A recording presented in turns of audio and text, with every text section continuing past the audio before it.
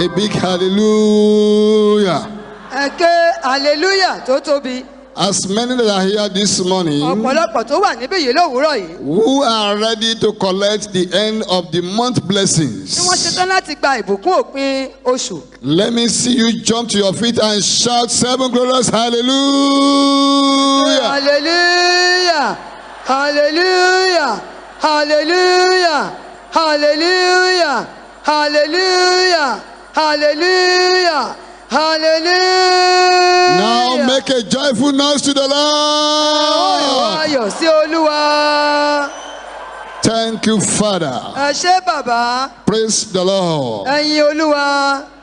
We are privileged to have in our midst this morning A ní àǹfààní láti rí láàrin wa lówùúrọ̀ yìí. one of our fathers in the Lord, Ọ̀kan nínú àwọn bàbá wa nínú Olúwa. in person of Pastor James Emmanuel, Àwọn náà ni olùṣọ́ àgùntàn James Emmanuel. who is the regional overseer of Southwest 52 Iwo Road, Ibadan. Àwọn ni wọ́n jẹ́ alábòójútó ẹkùn ìjọ wa ní Ìwó Road ní Ìbàdàn. If you want to clap for Jesus, can you do it very well? Pàtẹ́wọ́ fún Jésù ẹ jọ̀wọ́ ẹ pa dáradára. If you know that you are the owner of your hands, jump your hands for the Ní Lord. ọwọ́ yín ẹ pa á papọ̀ fún Olúwa. Thank you, Father. Ẹ ṣé bàbá. The Lord has prepared him to feed us with the word of God this day. Ọlọ́run ti pèsè wọn sílẹ̀ láti bọ́ wa pẹ̀lú ọ̀rọ̀ Ọlọ́run lówùúrọ̀ yìí. Now everybody rise to our feet. Gbogbo ènìyàn nàró lórí ẹsẹ̀ yín. And I want to read out of the scripture, Mo fẹ́ kà nínú àyọkà yìí.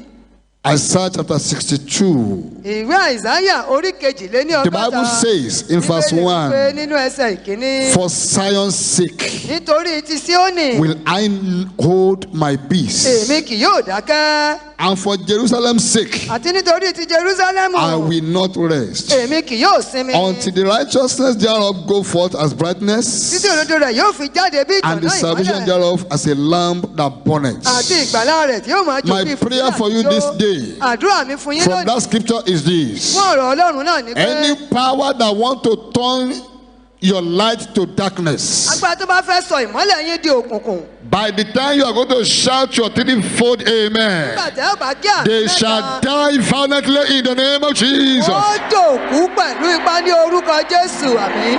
Àmín.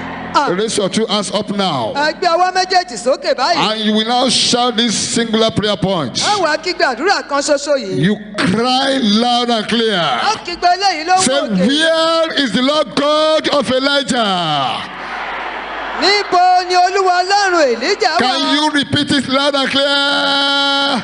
Níbo ni Olúwa Ọlọ́run Èlíjà I am wà? here to receive from you. Mo wà níyìn láti gbà látọ̀dọ̀ Appear Fáráò. in the name of Jesus. Ní orúkọ Jésù. Open your mouth. Ẹ la inú yín. I am here to receive Mo from wà you. níyìn láti gbà láti ọ̀dọ̀ rẹ. Appear, appear, Ẹ appear. farahàn, ẹ farahàn, ẹ farahàn.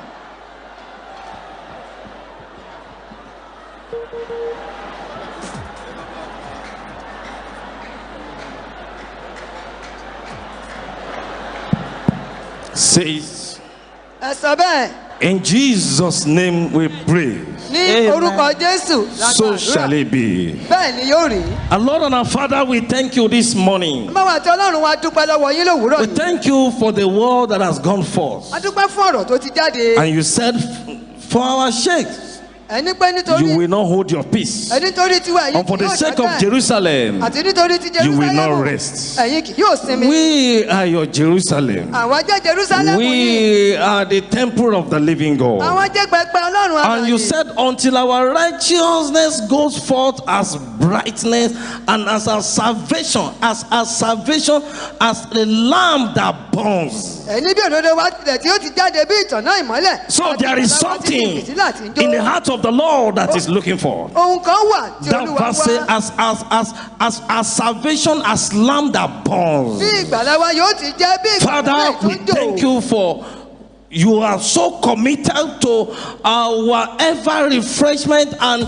continuity until the end of our lives. Father, this is a word of assurance for us. Blessed be the name, Lord. Thank you that you are a relentless creator. You are a resolute Father. You are a resourceful Father. You are a tireless Father. You have committed and you have swear by your word. Thank you, Itato. You have brought us where you have brought us, and what you are doing, what we did not qualify for. We are your workmanship, ordained for your good work, which you have preordained from the ages that we should walk in there. We thank you for the oil of our salvation. We thank you that you said that oil should never be skipped out or be silenced. Father, blessed be the name. Father, blessed be the name. Lord, we are here this morning. We thank you for the word of assurance. Father, let there be no one here that will leave this place with a plastic experience in the name of Jesus. Let your amen roar. Father, we ask for the Spirit of the living God. We ask for the fresh oil that burns until the glorious day. Father, fill us in the name of Jesus. Every distraction over there, every wickedness, every movement of darkness, every communication system, every form of antichrist spirit, living in man, living in a thought, living in anywhere, in the name that is above every other name, in the name of Jesus, be arrested and be arrested. I pray for this sister that is hearing me, this woman that is watching us, this fellow that is hearing me. Receive the touch of heaven in the name of Jesus. Receive the touch of heaven in the name of Jesus. The Lord has sworn by his holiness, sir.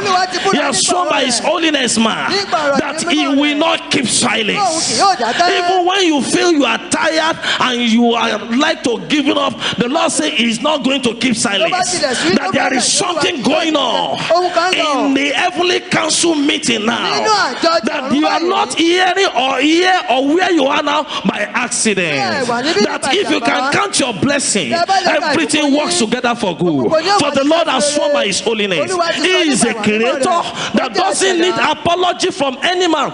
Before he will bless his people, and he never tires. Jesus, thank you.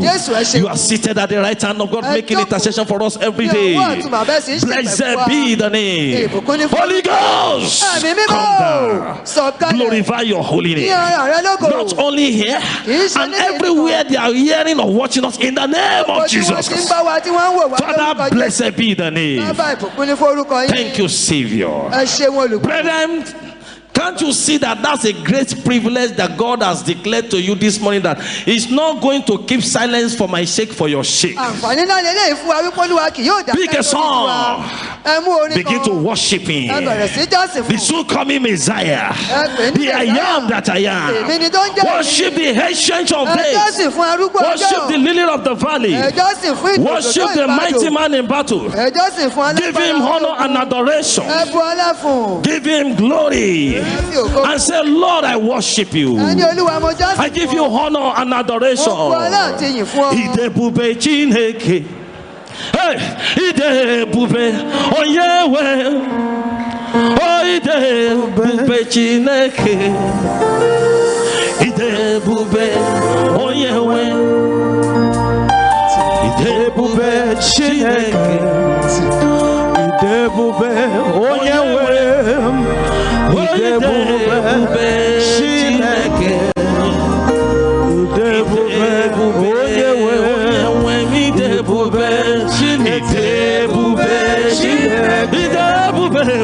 Baba,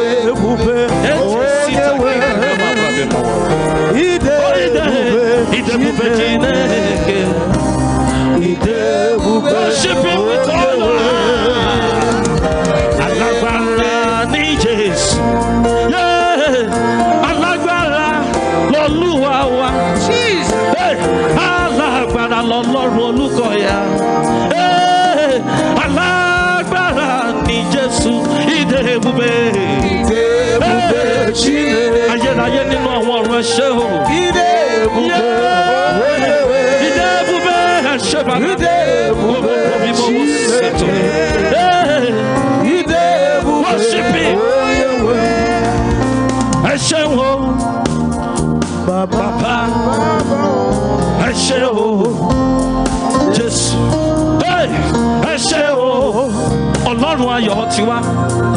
Àwa sọpẹ́ o, Ọlọ́run Olúkọ̀yà. Kí la bá fi sọ oore rẹ̀ bí o ti pọ̀ tó láyé wa. Ẹgbẹ̀rún ahọ́n wọn kò tó fún yín rẹ̀. Ẹ ṣé o, Jésù.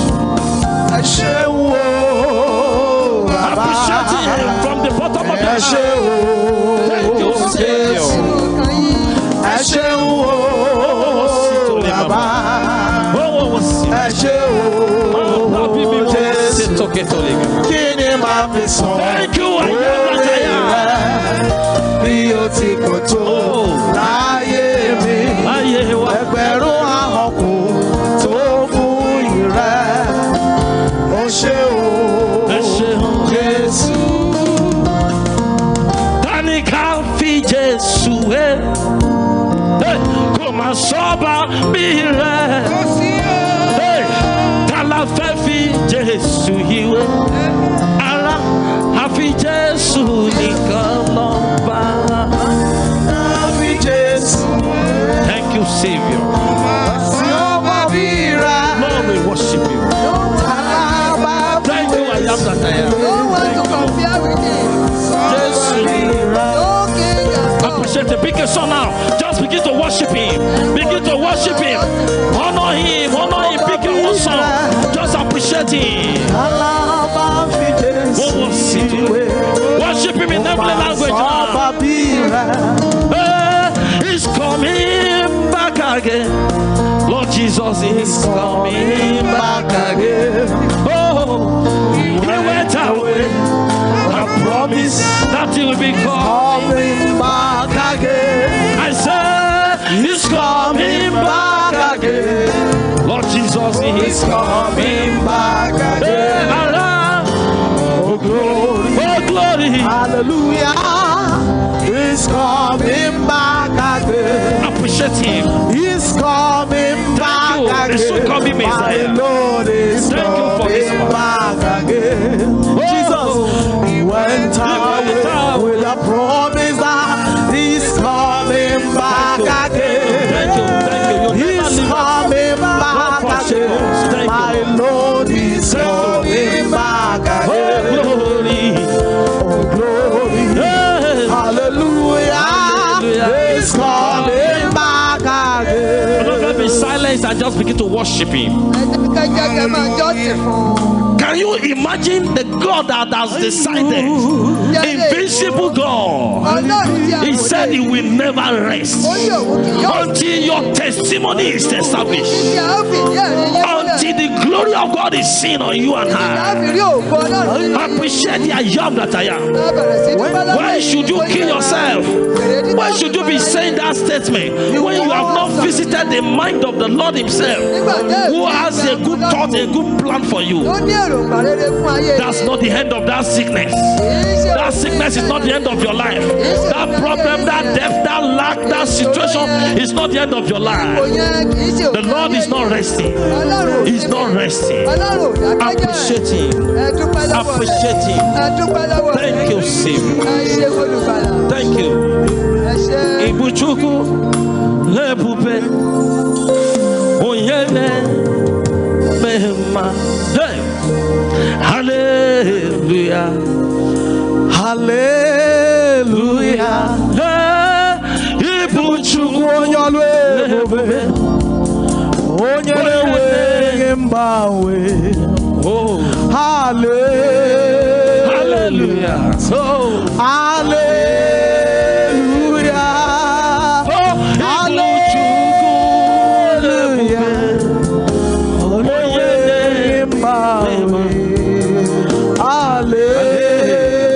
Hallelujah. Thank you, Savior. Hallelujah. Thank you, Savior. Hallelujah. Hallelujah. Hallelujah. Worship him in heavenly language. Appreciating him.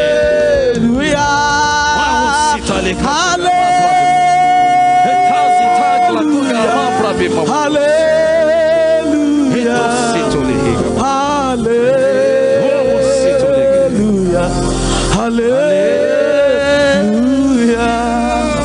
Appreciate him. Worship him. I know. Thank you, Savior. Hey, My Redeemer lives. appreciate him. Appreciate him. Pick your whole song. Just I begin to know worship him. he's not Keep far from worshiping. us. Oh. Keep worshiping. Worship him. I know when he will arise, the world will know that our Redeemer lives. Thank you, Savior. Blessed be the name. Hallelujah. Obi mo sùn lálẹ́ o, obi mo jí lówùúrọ̀, dádì oyin rẹ̀ Olúwa kò ní tán o lẹ́nu mi. Appreciate him. Obi mo sùn lálẹ́ o, bí mo jí lówùúrọ̀. Ẹ ṣé bàbá. Ìyìn rẹ̀ Olúwa kò ní tán o lẹ́nu mi. Your praises shall not cease It is from my done. mouth. Somebody shout 7 glorious hallelujah to the Lord. Let's go. Hallelujah. Thank you, Savior. Hallelujah. Hallelujah.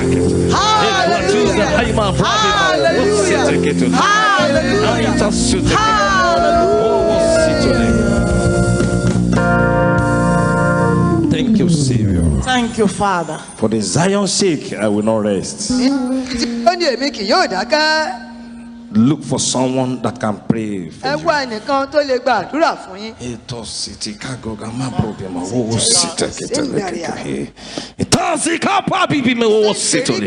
sí torí à.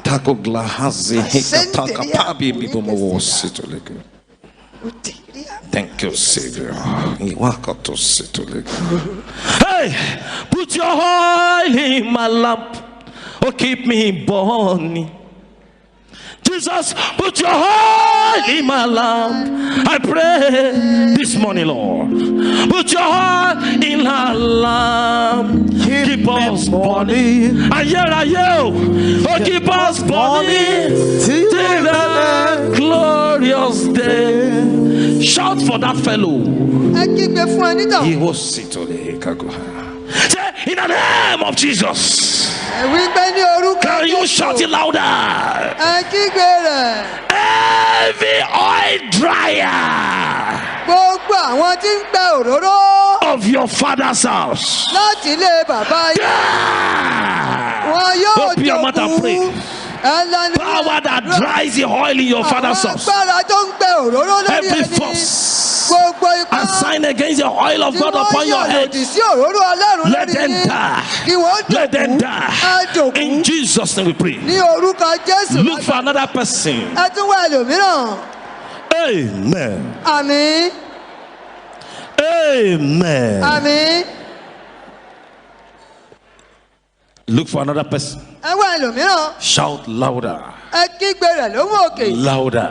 Lóhùn For gòòrò. that fellow. Fún onítàn. Say, anointing that breaks you. Ìfàmìíràn tó ń fọ́ àjàgà. Come upon your life. Sọ̀kalẹ̀ sórí ayé mi. Anything time you die. Ohun tó dè ọ́ mọ́lẹ̀. Break. Fọ́. In the name of Jesus. Ní orúkọ Jésù. Let the anointing that breaks the yoke Jẹ́ kí ìfàmìíràn tó ń come fọ́ upon your àjàgà. life. Sọ̀kalẹ̀ sórí Anything ayé time mi. you die. Ohun yòówù tó dè ọ́ Break. mọ́lẹ̀. Break. Fọ́. Break. Fọ́túká. Break. Break. Fọ́túká. In Jesus' name we Fọ́túká. pray. Ní orúkọ Jésù. Look for another person. Ẹ tún wá ẹlòmíràn. Say, are you there to pray? Ǹjẹ́ o wà níbẹ̀ láti gbàdúrà?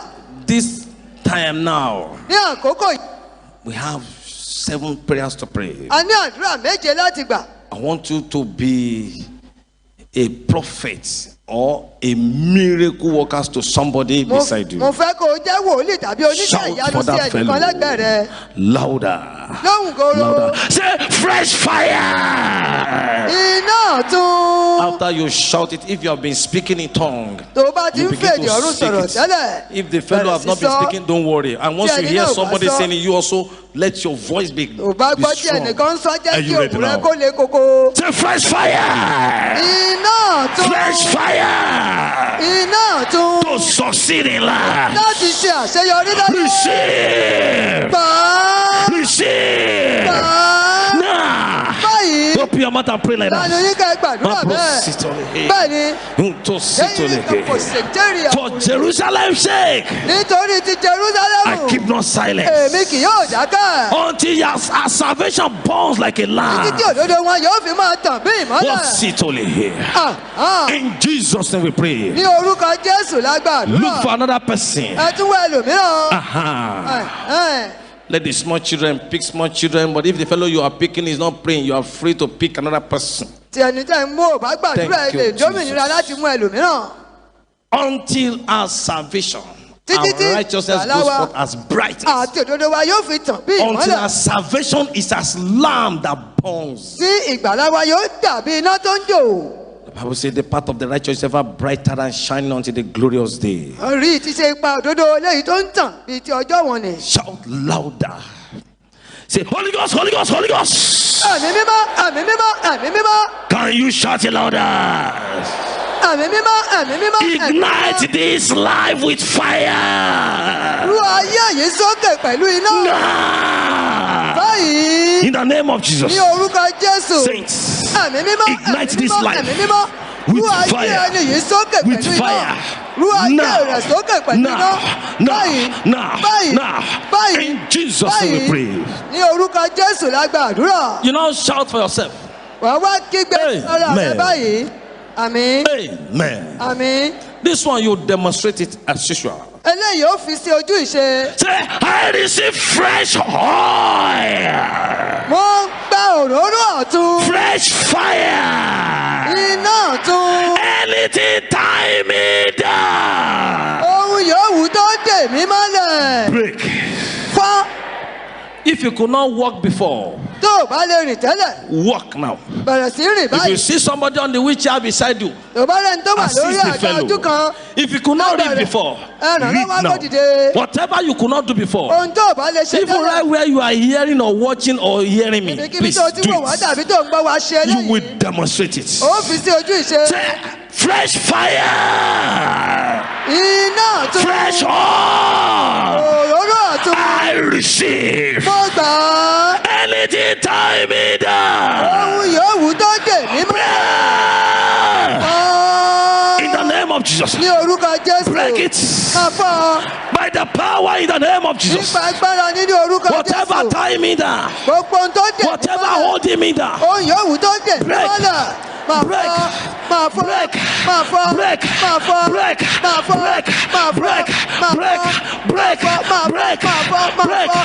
Break. Break. Máa fọ́. Break. Máa fọ́. In Jesus' name we pray. Ní orúkọ Jésù la gbàdúrà. Shout louder. Ẹ kígbe lóhùn òkè. Say, wherever I am being tied down Níbikíbi tí a ti dè mí mọ́lẹ̀. by the reason of anointing, Nípa ti ìfàmì róró I yàn. break myself loose. Mo tú ara mi I sílẹ̀. break my glory loose. Mo tú ògo mi I sílẹ̀. break my marriage loose. Mo tú ìgbéyàwó mi I sílẹ̀. break my ministry loose. Mo tú iṣẹ́ ìránṣẹ́ mi In the sílẹ̀. name of Jesus. Ní orúkọ Jésù. Wherever they are tying me down, Níbikíbi tí ọ̀tá ti dè mí wherever I've been mọ́lẹ̀. tied down, Níbikíbi tí a ti dè I mí mọ́lẹ̀. break myself Mo loose. tú ara mi sílẹ̀. Louder. Louder. Lọ́wọ́ òkè. Hema bro. Wo city. Etesi kaprabi mawaha. No bro wo city. Ìṣeré àkàsẹ̀. In Jesus' name we pray. Ní orúkọ Two Jésù more. la gbàdúrà. Thank you, Okùn méjì sí. Jesus. Thank you, Jesus. Ẹ ṣé Jésù. Who was city kagoga? Ìṣeré My àkàsẹ̀. bro city. Join your hand left and right now. Ẹ sọ ọwọ́ pọ̀ This one lọ́tún is àti corporate lósì. one. Eléyìí tí Join your hand alápapọ̀ ni. left and right. Ẹ sọ ọwọ́ yín pọ̀ lọ́tún Join that àti hand left lósì. and right. Ẹ sọ ọwọ́ yín pọ̀ Oh, lọ́tún city àti lósì. kapabi bime was sotole here. Fantazi kabrabi mo was sitole here.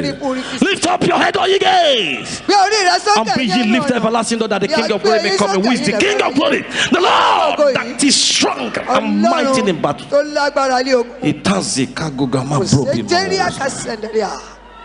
Thank you, Ó Jesus. ṣeun Jésù.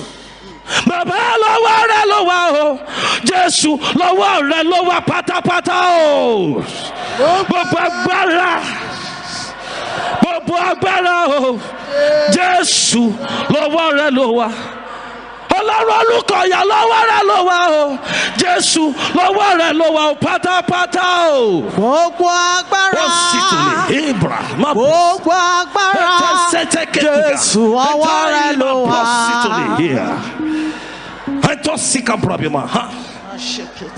Join that hand left and right. And you will shout and be shaking it. Say, fresh fire. Holy Ghost fire. Possess me. As you shout it, when you shout it 7 times, all I want to be hearing is your tongue. The prayer life of someone that has been swallowed by a demon, that has been swallowed by forces. The breakthrough, the testimony, the virtue, the Lord is activating them now. Are you ready? Say, fresh fire. Fresh fire. Holy Ghost fire. Descend. Descend. In the name of Jesus. Open your mouth and pray.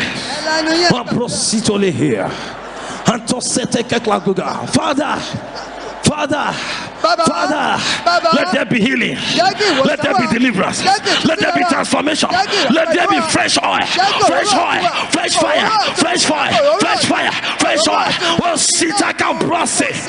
It is a tick in the liga, my brabima, our tossing. The chocolate to the amount probimo.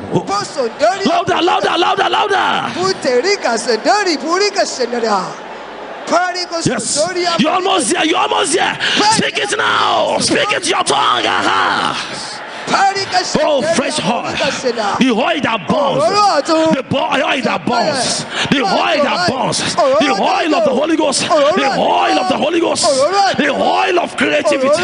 The oil of signs and wonder. The Bible says, he that believe in me, out of his belly shall flow the rivers of the living water. The rivers of the living water. Connect the fire. Connect the fire. Yes, shout it louder.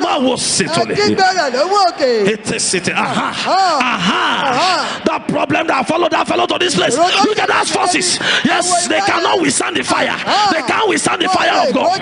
Yes, lose your hold. Lose your hold. Lose your hold. Yes, every yoke, every garment of masquerade, every attack, every infirmity. Yes, every tastelessness in the mouth. Yes, every arrow of paralysis, cataract, cancer. Yes, every form of attack. Yes, fresh fire. Fresh fire. Match them. Match them. Match them. What's it talking about? Thank you, Jesus. In Jesus' name we pray. Raise your 2 hands high. Oh, sit over here. Ema brabi mawawa. Heto setoke tolega. Heto seteke goga. Ema brabi mawawa sitole. Thank you, Jesus. Thank you, Jesus. Yes, Thank you, Jesus. Was he praying? The Lord is still moving. You came here as ordinary person.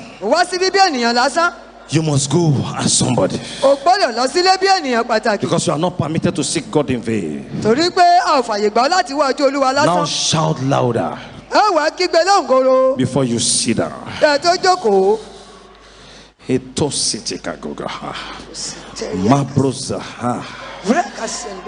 are going to shout for the resurrection power that has no respect for anything dead or buried or stinking or stolen. All the assignment of that power is to restore, to bring something to life to the fellow that is shouting it. You are going to shout. Say, resurrection fire.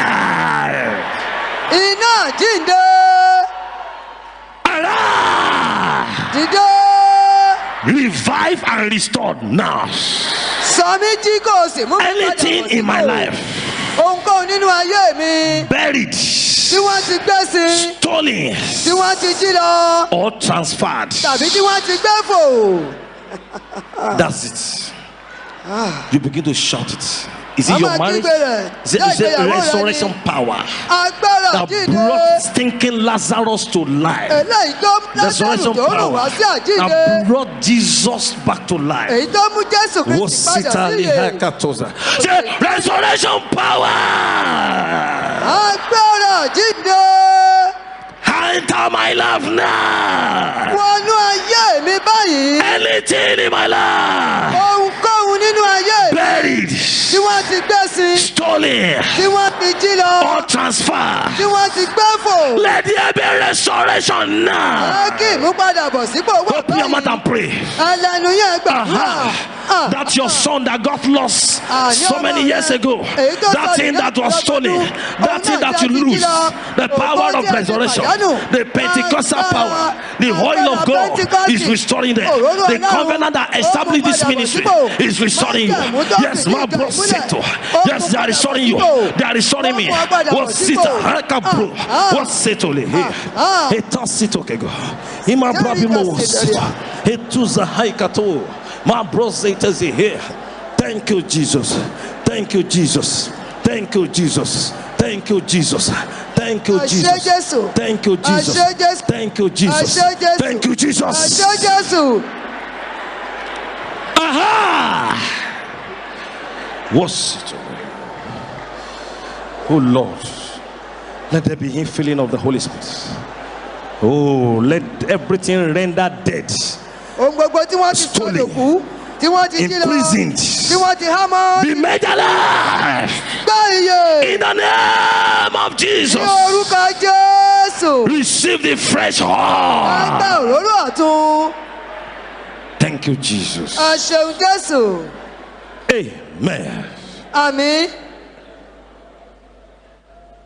Be silence. The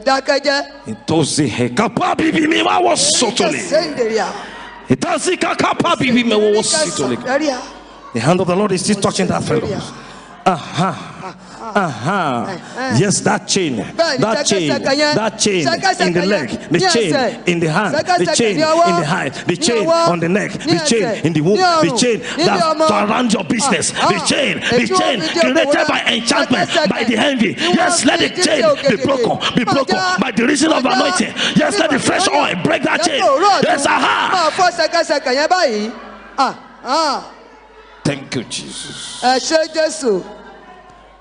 Father, every oil that have been stolen, let it gather back to our head. This fellow that you always see yourself naked, be clothed with the glory of the Lord now. Thank you, Jesus. Shout 7 hallelujah, let's go. What's it? Hallelujah. Hallelujah. Hallelujah.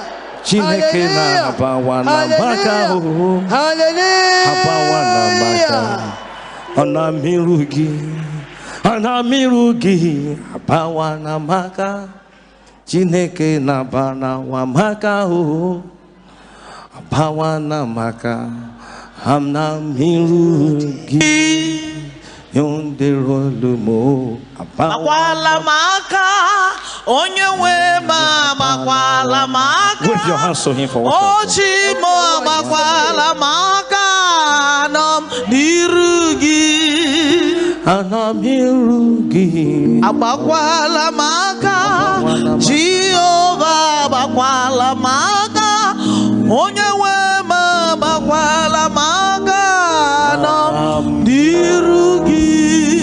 Thank you, Savior. Thank you, Jesus. I have a word for someone. It was a mistake that your enemy allowed you to be here. Because from today, the oil of God, hey, we speak for you in the name of Jesus.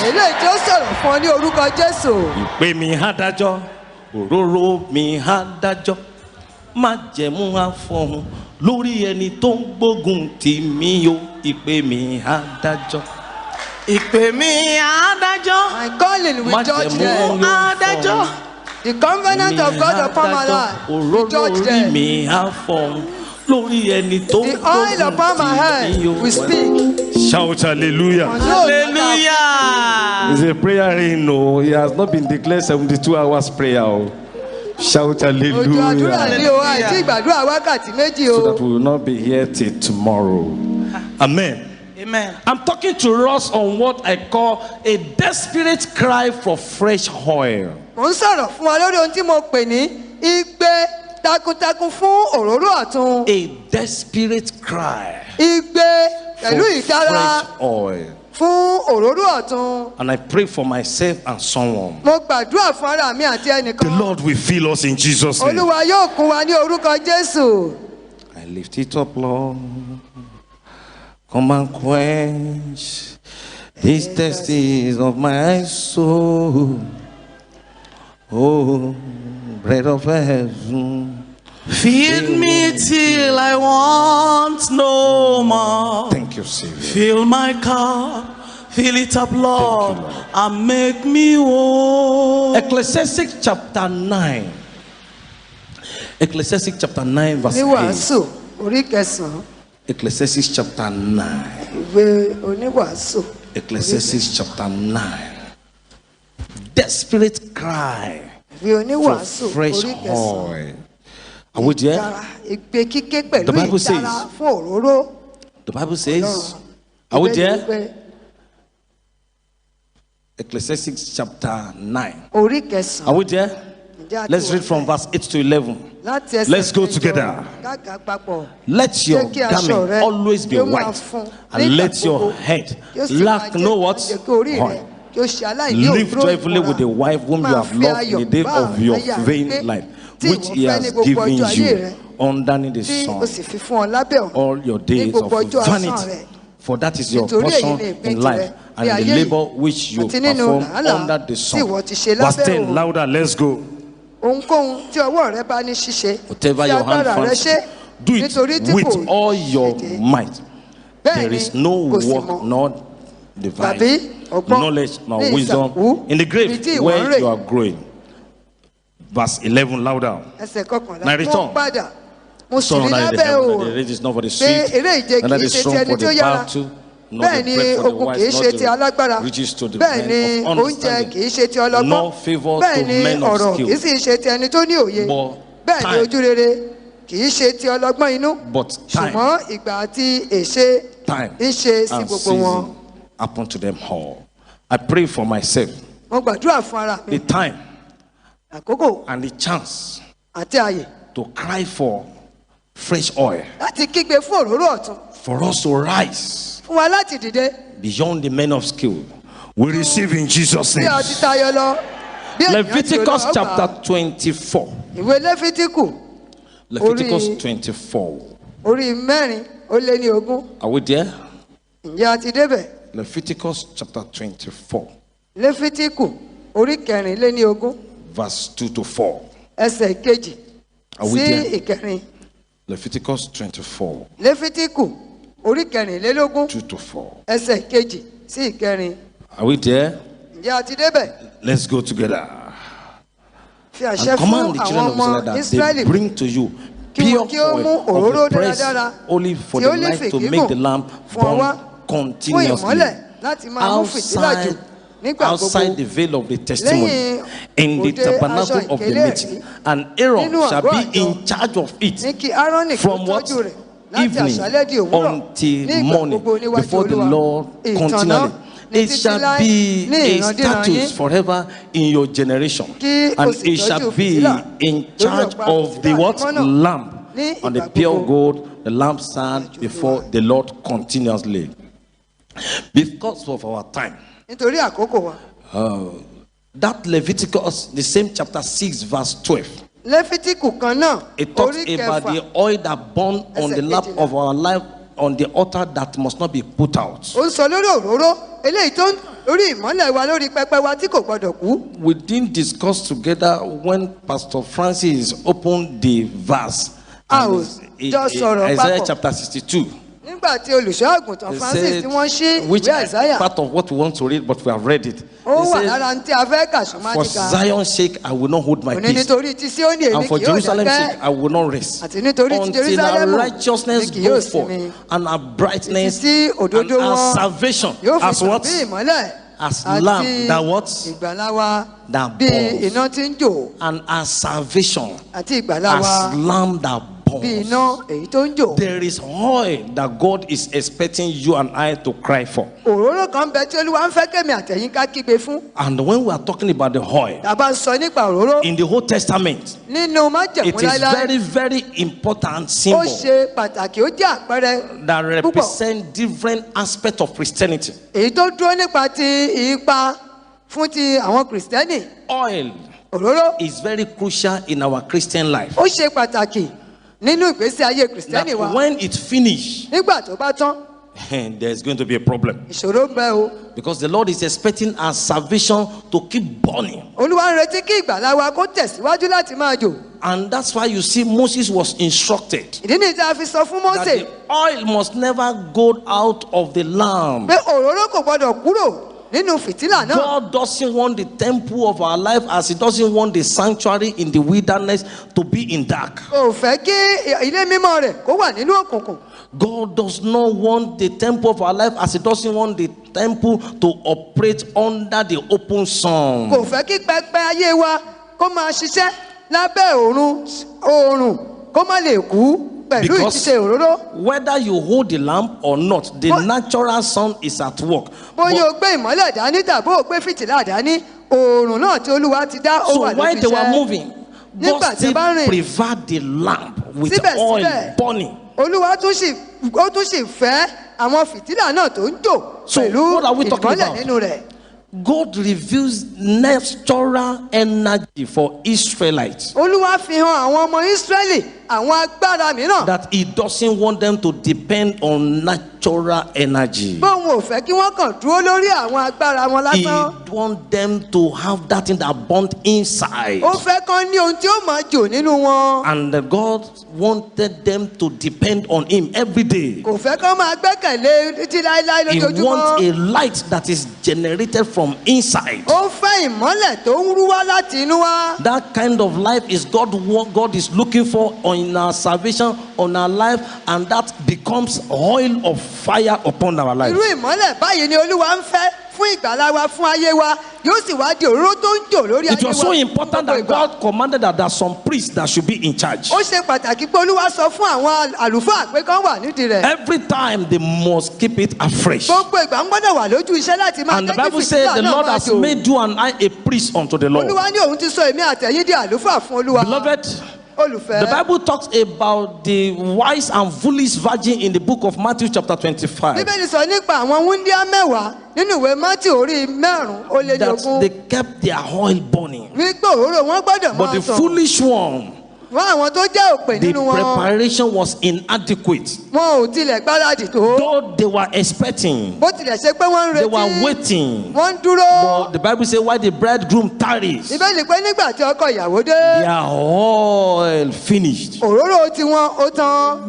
There are so many people hearing me. Ọ̀pọ̀lọpọ̀ ènìyàn ló ń gbọ́ The mi. oil is finished already. Òróró wọn ti tán. They are exhausted. Ó ti tán, ó ti There are parí. many people hearing me now. Ọ̀pọ̀lọpọ̀ ló ń gbọ́ mi. Their Christianity Ìṣe have Kìrìsìtẹ́nì been wọn. hijacked by forces of darkness. Àwọn ipá òkùnkùn ti já àgbà. What so many people call their personal prayer life, Ohun tí ọ̀pọ̀lọpọ̀ pè ní ìgbésí ayé àdúrà wọn tara it is ẹni. the prayer life without the oil of the Holy Ó Ghost. jẹ́ ìgbésí ayé àdúrà láìsí òróró ẹ̀mí mímọ́. It is a prayer life energized by demon pushing him or her to deliverance every day. Ìgbésí ayé àdúrà tí ẹ̀mí èṣù ń tì wọ́n lọ fún ìtúsílẹ̀ lójoojúmọ́. And it's good to go for deliverance. Ó dára kẹ́nìyàn lọ fún ìtúsílẹ̀. But you must also go for deliverance for the purpose of retreat. O gbọ́dọ̀ lọ fún ìtúsílẹ̀ nítorí àti lè gbáradì fún iná ọ̀tun. So what are we talking about? Kí la wá ń sọ When nípa we are rẹ̀? talking about the fresh oil, La bá ń sọ nípa òróró ọ̀tun. there is no light Kò sí ìmọ́lẹ̀ náà that can be compared to the light that the fresh oil of the lamp is generating. eléyìí tí a lè fi wé ìmọ́lẹ̀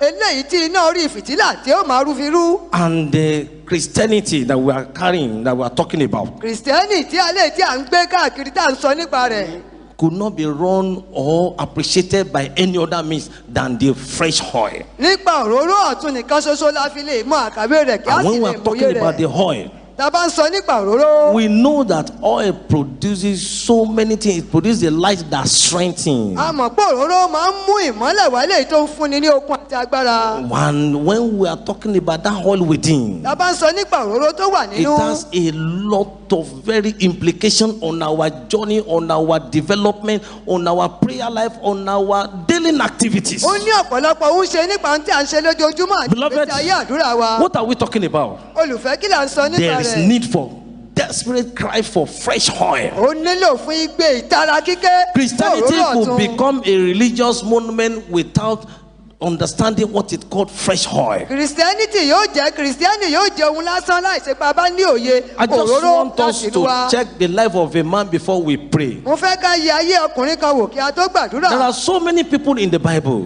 ọ̀pọ̀lọpọ̀ ènìyàn ló wà but nínú there was bíbélì. one man called Samuel. ṣùgbọ́n ọkùnrin kan wà tí a pè ní Sámúẹ́lì. In the book of 1 Samuel chapter 3, nínú ìwé Sámúẹ́lì kìíní orí kẹta. the Bible says, bíbélì wípé from verse 2, láti ẹsẹ̀ ìkejì. from verse 2. láti ẹsẹ̀ ìkejì. If you read it in different verses because of our time. a lè kà nínú onírúurú But the Bible àyọkà. says, and it came to pass that at that time, ó sì ṣe ní àkókò náà. while Eli was laid down in his place, Élì dùbúlẹ̀ ní ìtíṣe ibi tirẹ̀. when his eyes nígbà tí ojú rẹ̀ had begin to grow dim, sì bẹ̀rẹ̀ sí that ṣókùn. he could not see again. tó bẹ̀ tí kò lè ríran. Another version says, ẹsẹ̀ he àyọkà said, mìíràn one wípé night, ní àṣálẹ̀ òru. Eli lay down in his room, Élì dùbúlẹ̀ nínú yàrá rẹ̀. and all of a sudden, lójijì he could not see again. kò sì lè ríran His mọ́. eyes became dim. Ojú rẹ̀ bẹ̀rẹ̀ sí ṣókùn. Now, báyìí verse 3. ẹsẹ̀ ìkẹta. Are we there? ǹjẹ́ àwa Let's go níbẹ̀? together. And before the lamp of the Lord went out of the tabernacle, nínú tẹ́ḿpìlì the Olúwa, Lord Sámúẹ́lì of the Lord, where the ark was, Níbi tí àpótí Samuel, Ọlọ́run and gbé wà. while Samuel was laying down, can you see something there? ǹjẹ́ lè rí ohun kan níbẹ̀? The Bible says, Bíbélì pé while the ark was at the tabernacle, nígbà tí before tẹ́ḿpìlì the fire, Tí before the ìtànná Ọlọ́run wà oil, nínú something pẹpẹ. finished from the main priest. ohun kan ó parí ó pin ní The orí man that should be àlùfáà gangan. sleeping with the ark.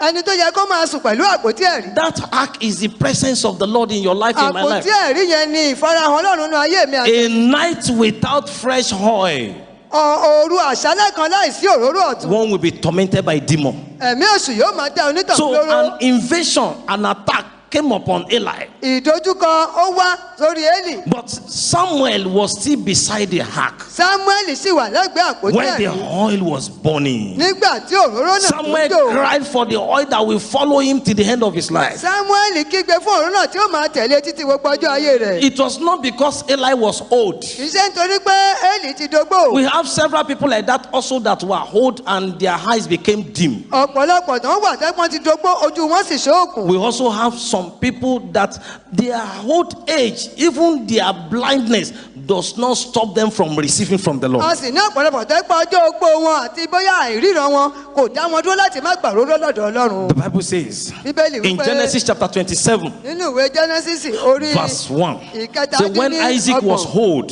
ó ní nígbà tí Ísáàkì di his ogbó eyes tán were so dim that he could be deceived at old age. ojú rẹ̀ ṣókùn débi pé a tilẹ̀ lè tán jẹ ní ògbólógbòó ọjọ́ And rẹ̀. that brought problem to Isaac. èyí sì wá mú ìṣòro wá It fún brought problem to Ísáàkì. Jacob ó mú ìṣòro wá fún because he Jákọ́bù could easily pẹ̀lú deceive his father. nítorí pé ó tan bàbá rẹ̀ jẹ The same pẹ̀lú thing ìrọ̀rùn. happened to Jacob. ohun kan náà ṣẹlẹ̀ sí The Bible Jákọ́bù. says in Genesis chapter 48, Bíbélì pé nínú Genesis orí Genesis méjìdínlọ́gọ́ta verse 10.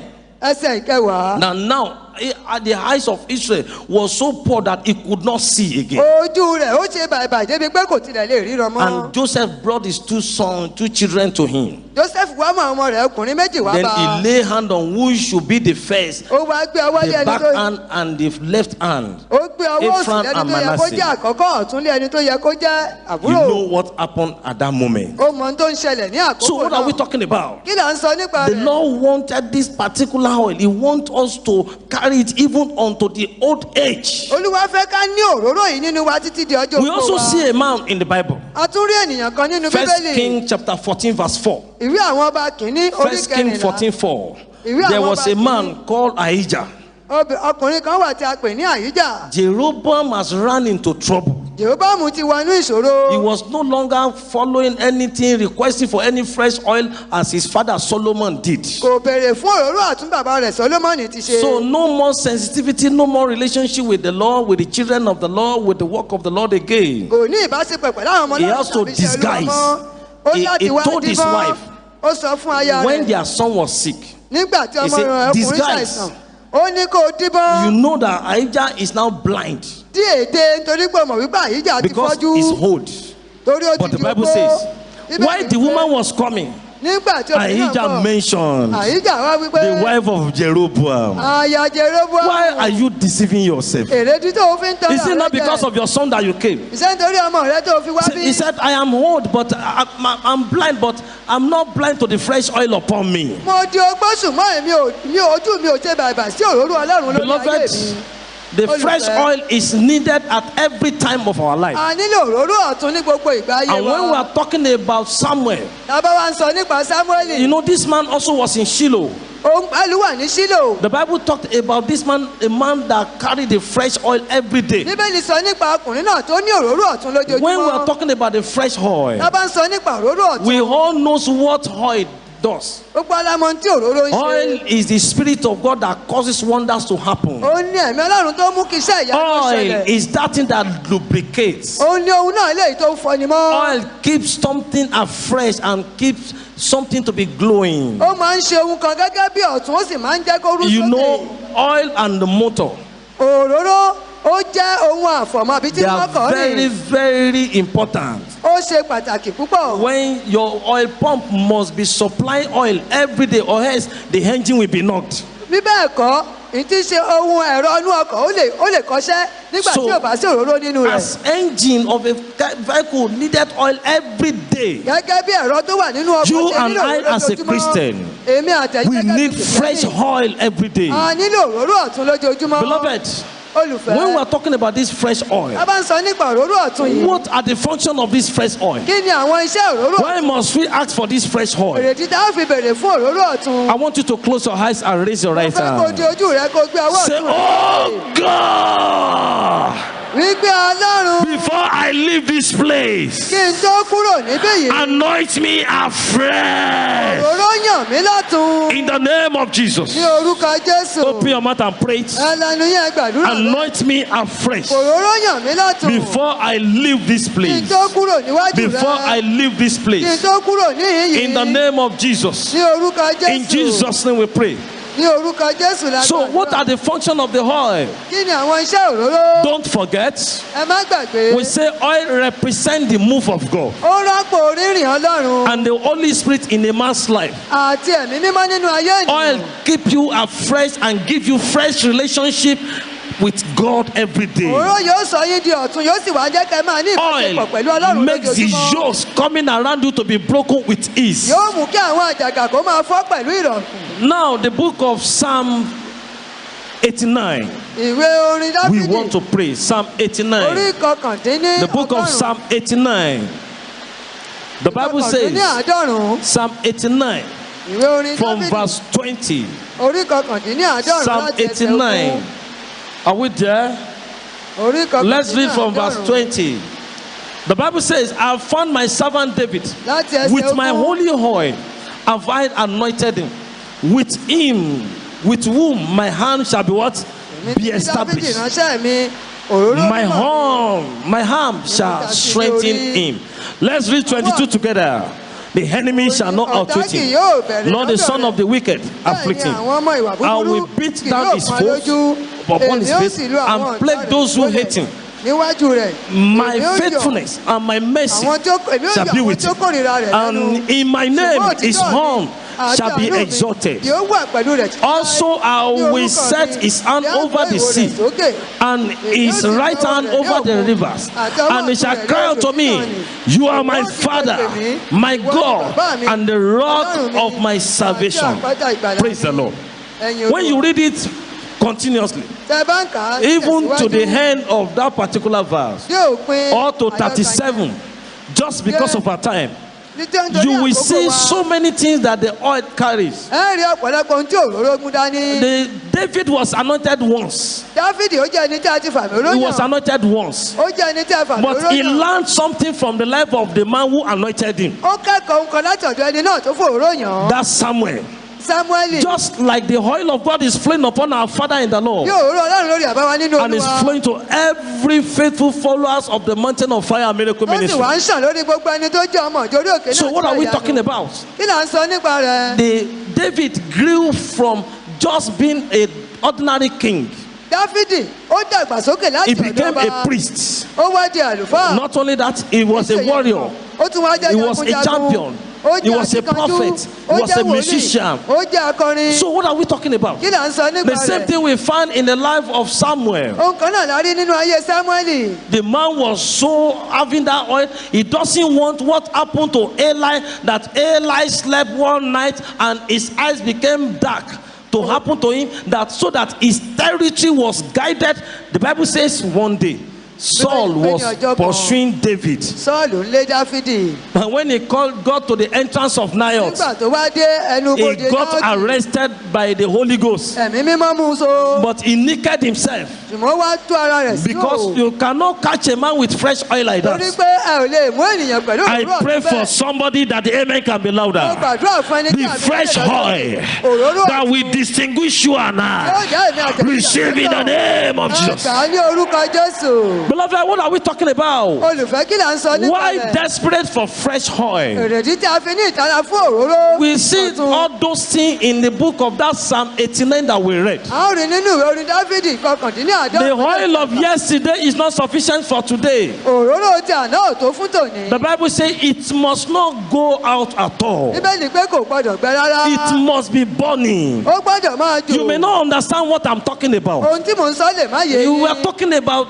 that inner virtue, À ń sọ nípa ìsìnkí àtinúwá. something that can never be exhausted, Ohun kan tí ò lè tán. something that draws you closer to God, Ohun kan tí ó máa mú yín súnmọ́ something Ọlọ́run. that gives you the awareness of the presence of Ohun God. kan náà tó ń fi hàn yín pé ìwà farahàn àti You ìwà can láàyè have the Ọlọ́run. presence of God without the power of His A presence. lè ní ìfarahàn Ọlọ́run láì ní agbára But when the ìfarahàn oil of rẹ̀. God is upon your life, Nígbà tí òróró Ọlọ́run bá wà nínú when the ayé oil of yín, God is inside your nígbà tí òróró totality, bá wà nínú gbogbo ara yín, you will begin to feel it. ẹ ó máa ní So that ìmọ̀lára even rẹ̀. if the power of His presence is not somewhere, you will know. Bí agbára ìfarahàn rẹ̀ tí ò bá sí níbi Beloved, kan ẹ what mọ̀. happened Kí ló ṣẹlẹ̀? when the fresh oil is upon a man? Nígbà tí òróró ọ̀tún bá wà lórí ènìyàn, New strength, àwọn ọ̀rẹ́ tuntun, new strength, àwọn ọ̀rẹ́ ọ̀tún, okun, new strength. okun ọ̀tún, Mercy will surround you everywhere. àánú yóò yí onítàn ká. You need fresh oil for fresh mercy. Ẹ nílò àánú tuntun You pẹ̀lú need òróró it for ọ̀tún. victory over all manner of envious and jealousy. Ẹ nílò rẹ̀ fún ìṣẹ́gun lórí gbogbo àwọn. There are some situations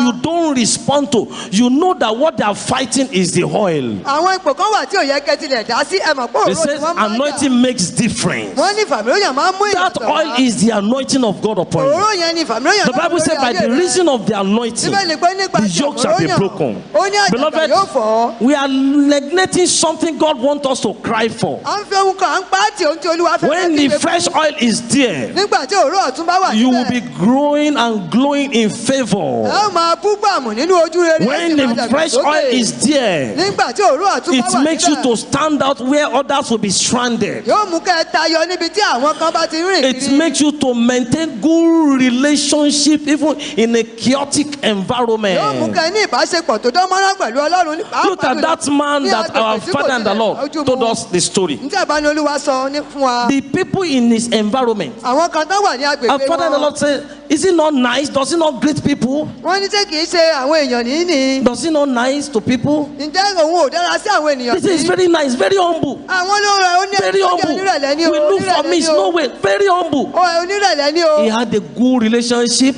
Ó ní ìbáṣepọ̀ but there is tó dán something mọ́rán. inside him Ṣùgbọ́n ohun kan wà nínú that rẹ̀. distinguishes him. Èyí tó dá ayọ̀ I sọ́tọ̀. pray for somebody hearing me. Gbàdúrà fún ẹnìkan tó ń gbọ́ mi. You will pursue fresh oil in the name of Wọ́n lè Jesus. gba òróró ọ̀tún ní orúkọ Beloved, Jésù. fresh oil makes you to come out with fresh ideas. Òróró ọ̀tún máa ń jẹ́ kẹ́ jáde pẹ̀lú òye ọ̀tún. Fresh oil makes you to maximize the Holy Spirit. Òye ọ̀tún pẹ̀lú ẹ̀mí mímọ́ yóò wá sọ́dọ̀ yín pẹ̀lú nípa Look òróró at ọ̀tún. the water manna.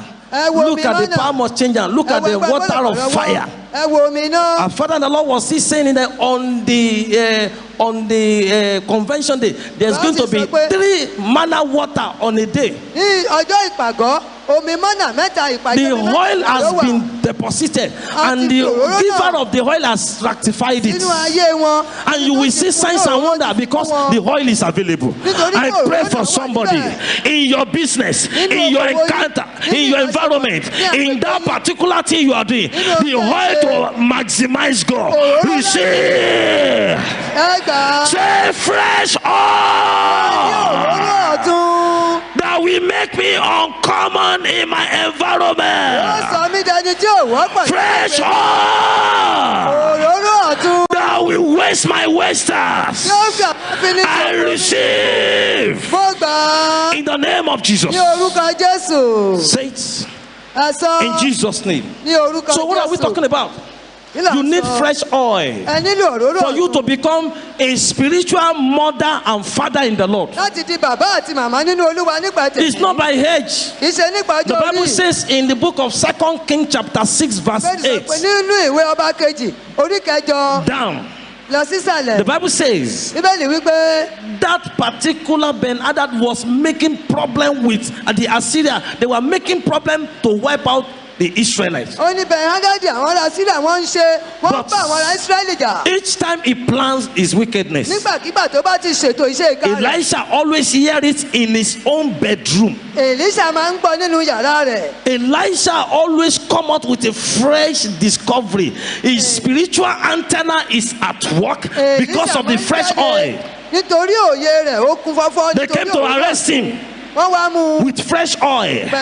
He asked for more than angels that are more than them. He also asked for the blindness upon them. It's another oil. He also led them to the king. He also led them back. I pray for somebody, the fresh oil to meet up with every challenges, the fresh oil to succeed, the fresh oil to arrest your arrester, the fresh oil that your enemy cannot discern the move of God in your life. The fresh oil. Receive. Say fresh oil. Tell you something. Say fresh oil. To be a spiritual father in the Lord. In my environment and in my generation, I receive. The Lord will give you. Beloved, fresh oil is needed to maintain a strong prayer life. You are growing up every day. Every day. To read the word of God, you need fresh oil. And it keeps afresh for you. You will be reading it in a new dimension. The time you spent before God yesterday, you are not exhausted because with oil upon your life, the fellow you are talking to is ready. Beloved, before we go to pray, you need fresh oil to maintain holiness. The Bible says, let your garment be always white. Live joyfully and happily with the wife of thy youth. He said, let not your head lack oil. It's not physical oil every day. And Father and the Lord said, he said, if I anoint you, if God has not anointed you, your head will be dried. Say for you to come, God had already anointed you. Before David was anointed by Samuel, he had been singing it. He anointed my head in the presence of my enemy. There was oil upon him. Beloved, your oil must not be full of dandruff. And when the hell is dry, promiscuity will be glowing in your marriage. Error, so many things, fighting, confusion will be happening. And when we talked about the fresh oil, it's the fresh oil that will help you to prepare yourself for the coming of the Lord Jesus Christ. So what are we talking about? Oil helps to do exploits. Oil helps to overcome challenges. ó máa ń ràn lọ́wọ́ láti borí Beloved, this ìpèníjà. morning, lówùúrọ̀ there yìí is need to cry in this 7 prayer we want to a pray. nílò láti lè kígbe nínú àdúrà méje The Lord yìí. is expecting us ọlọ́run ń retí for that oil to keep afresh every day. fún òróró náà kó máa wà That was the mistake Saul made. ó jẹ́ àṣìṣe tí ọmọ kan Own ṣe. feeling is not forever feeling, oh. kì í ṣe wípé bóyá kí wọ́n máa ní Own ìmọ̀lára feeling. rẹ̀. Own feeling àwọn ìmọ̀lára tí àtẹ̀yìnwá is not forever feeling. kì í ṣe ìmú tó yẹ ká máa ní You ìmọ̀lára need títí fresh láéláé. one every day. a nílò ìmọ̀lára ojoojúmọ́. Every day. ojoojúmọ́. He was anointed ó once, lè ń fàmì oróyàn. but he had forgotten. ṣùgbọ́n ó ti He gbàgbé. had forgotten. àfòróyàn lẹ́ẹ̀kan When ṣùgbọ́n ó Saul ti gbàgbé. died, when nígbà Saul tí Sọ́ọ̀lù died, kú David cried and lamented. dáfídì kígbe ó sì He pohùn réré. caused the mountain upon which Saul died. ó sunkún lórí òkè náà tí He Sọ́ọ̀lù ti caused the kú. mountain. ó fi ré He òkè said, náà tí Saul, Sọ́ọ̀lù ti where did you die as if you are not ó anointed? ní kí ló dé tó kú bí ẹni tí ò ní òróró. Beloved, that is telling us eléyìí there sọ are fún wa oil dryer. àwọn kan wà tó ń gbẹ òróró. There are powers of our father's house àwọn agbára kan wà nílẹ̀ that bàbá sit wa on people's oil. tí wọ́n máa ń jáde There are lórí òróró lórí powers ẹni. that never make people to understand what is called oil. àwọn agbára kan wà tí ò jẹ́ kí òye Not tí to a now kò ní cry òróró for kó yé fresh ènìyàn. oil. There are powers àwọn agbára that kan make bẹ people to think they are old. tó mú káwọn èèyàn rò pé àwọn tilẹ̀ ti They dógó. have mastered it. They have stayed long in that environment. wọ́n ti dúró pẹ́ ní What agbègbè tó ń they gbé. have been calling prayer points. wọ́n ti ń No, pe àdúrà ní gbogbo you need ìgbà. fresh ẹ oil. nílò òróró ọ̀tún. We need fresh a oil. nílò òróró ọ̀tún. And this is the fresh oil we see in the life of our great general in this ministry. òróró ọ̀tún tá à ń rí nínú ayé bàbá nínú How olúwa. everything is coming in a new magnificent new dimension. ó ń wá ní ọ̀nà ọ̀tún àti ní Beloved, ọ̀nà tó ga. you need Olùfẹ́, fresh oil in ẹ conclusion. nílò òróró ọ̀tún For nínú iṣẹ́ you yín. not to be packed aside. fún yín láti má lè jẹ́ ní For ìkọ̀tì. you not to be relegated by the powers of your father's wọ́n wà house. jẹ́ ẹni tí a ti patì láti ilé láti For you ọ̀dọ̀ to bàbá yín. win the battle of envious and jealousy. fún yín láti borí ogun àwọn onílára. àti Beloved, what do we òjòwú. do? kí la ó ṣe. You need to cry unto God. ẹ nílò láti kígbe You sí need olúwa. to surrender your life to Jesus. ẹ nílò àti jọ̀wọ́ ayé yín fún jésù. God knows your heart. ọlọ́run mọ ọkàn yín. We are not talking about somebody that is just praying. àṣọ nípa We are ẹnìkan saying tó kàn ń gbàdúrà. desperate crying for àní ìgbé tó oil. ní ìtara For fún oil. òróró. There is something called oil in the spirit. ohun kan wà tá a pè ní òróró You nípele need to tẹ̀mí. surrender your life to Jesus. ó yẹ ká ẹ jọ̀wọ́ ayé You yín need fún to say, jésù. Lord Jesus, ó yẹ ká ẹ sọ pé jésù I olúwa need you. mo nílò rẹ. Because then he will be able to fight for you. torí gbà náà ni ó máa jà fún He said, I ọ. have found my servant, a man after my own heart, David. ó ní mo ti rí ẹni bí ọkàn mi èyí As tí he ń ṣe find dáfídì. you, as he check your heart. ǹjẹ́ ìwọ ti yẹ ọkàn rẹ wò. The third thing, ohun kẹta. you need to pray against evil powers of your father's house. onílò àti gbàdúrà lòdì sí àwọn agbára ibi ilé bàbá That yín. dries the oil. There are so many tí people wọ́n that máa ń gbẹ òróró. has the call of God, àwọn ọ̀pọ̀lọpọ̀ ènìyàn ló ní ìpè but they will ọlọ́run. never discover it because of the powers of diversion. ṣùgbọ́n wọn ò ṣe There are àwárí so rẹ̀ many torí people agbára yàbàrà. that are meant to be great, ọ̀pọ̀lọpọ̀ yẹ but kó the jẹ oil that nígbà. will make them to expand is dry. òróró tí ó mú wọn gbòòrò ó ti gbẹ. Beloved, olùfẹ́ the last of it àti tó is kẹ́yìn. to also cry o ní láti kígbe. until you are filled, títí tó fi until you kúnlẹ̀ feel kúnlẹ̀ it, tó fi ní until ìmọ̀lára you rẹ̀. become that expectation and the desire of heaven. tó fi di ìfẹ́ tí ọ̀run àti ìrètí ọ̀run. Rise to your feet now. ẹ nàró báyìí. Beloved, olùfẹ́. many people, ọ̀pọ̀lọpọ̀ they are ènìyàn. Christian, wọ́n jẹ́ but their kìrìsìtẹ́nì. oil is almost finished. ṣùgbọ́n òróró wọn ti fẹ́rẹ̀ parí. It's almost finished. ó ti fẹ́rẹ̀ gbẹ. And that's why the secret life títí tó pé ayé tó ní is àṣírí. nothing to talk about. kì í ṣe ohun tí ó yẹ ká They sọ are nípa only rẹ̀. coming to pray. wọ́n ń wá láti gbàdúrà. They are not in the presence of the Lord. wọn wà níwájú olúwa. The oil of some people, òróró àwọn kan. the day they retired, ọjọ́ tí wọ́n ti fẹ̀yìntì. that is the day when they enter into poverty. ọjọ́ náà ni wọ́n ti wọnú ìṣẹ́. Because there is no oil of creativity, oil of breakthrough torí again. kò sí òróró ìṣẹ̀dá àti òróró And something àdàdà. keep telling them, Ohun kan sọ you will fún soon wọn. retire. Ó You will tó soon, fẹ̀yìntì. you Ó can't tó become fẹ̀yìntì. great again. Ó lè When ní the lámọ́. fresh oil comes upon you, nígbà tí òróró ọ̀tún bá sọ̀kalẹ̀ sórí hey, rẹ̀. when the fresh oil come upon nígbà tí you, òróró ọ̀tún bá sọ̀kalẹ̀ sórí you will rẹ̀. see ó rí the glory of the bridegroom groom around you. ògo You ọkọ will see the ìyàwó. victory over all the attack and all the siege of the ó enemy. máa rí ìṣẹ́gun lórí ìdótì ọ̀tá. Close your eyes, gbogbo everybody. ìgbógun ti ọ̀tá. And peradventure you are hearing me this ó yẹ morning. wà níbí tẹ̀ ń gbọ́ mi. You say, I need to surrender my life to mo Jesus. nílò àtijọ́ wáyé. You say, I need this Jesus in my mo life. nílò Jésù nínú He ayé is mi. the giver of Òun lẹni oil. tí ń fúnni ní òróró. You say, no, I don't want anybody to know that I'm not born again. mi ò No. fẹ́ kẹ́nikẹ́ni mọ̀ pé mi ò You know that you are a liar. ó mọ̀ pé òkú You lọ́jọ́. know that you are a fornicator. ó mọ̀ pé You know that you are an angry fellow. You know that you are lazy. ó mọ̀ pé ó yọ̀lẹ́. You know that you are very proud. ó mọ̀ pé ó You gbéraga. still drink, you womanize. Your garment is not ó sì ń white. wóbìnrin kiri. Your head full of dandruff and orí everything. rẹ̀ kún fún èṣí. You are just wasting your time. Come on wherever you fi are. àkókò rẹ̀ ṣòfò jáde. Come on, raise up your right hand. ọwọ́ ọ̀tún rẹ̀ And as that sókè. hand is being lifted up, kò sì rí. as that hand is being lifted ní up, mo rí bí ó ti di gbígbé sókè. kindly come out. àti gbé ọwọ́ náà sókè. Come out ẹ máa jáde and bọ̀. talk to the Lord. ẹ wá bá Olúwa I'm sọ̀rọ̀. expecting you, even at any altar where you are. Come out or raise your right hand at that place. Come out. Come out. I'm waiting for you. Let everybody rise to his feet. Let's rise up. Let's rise up. Let's rise up. Let's rise up. Let's rise up. Let's rise up. I'm waiting for that fellow. I want you to come out and say, Lord, I want you in my life. I want you in my life. I need this oil. My spiritual life is going down. My prayer life is zero.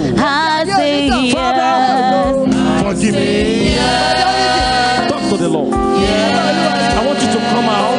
I'm waiting for you. And say, Lord, I want you in my life. I need this oil.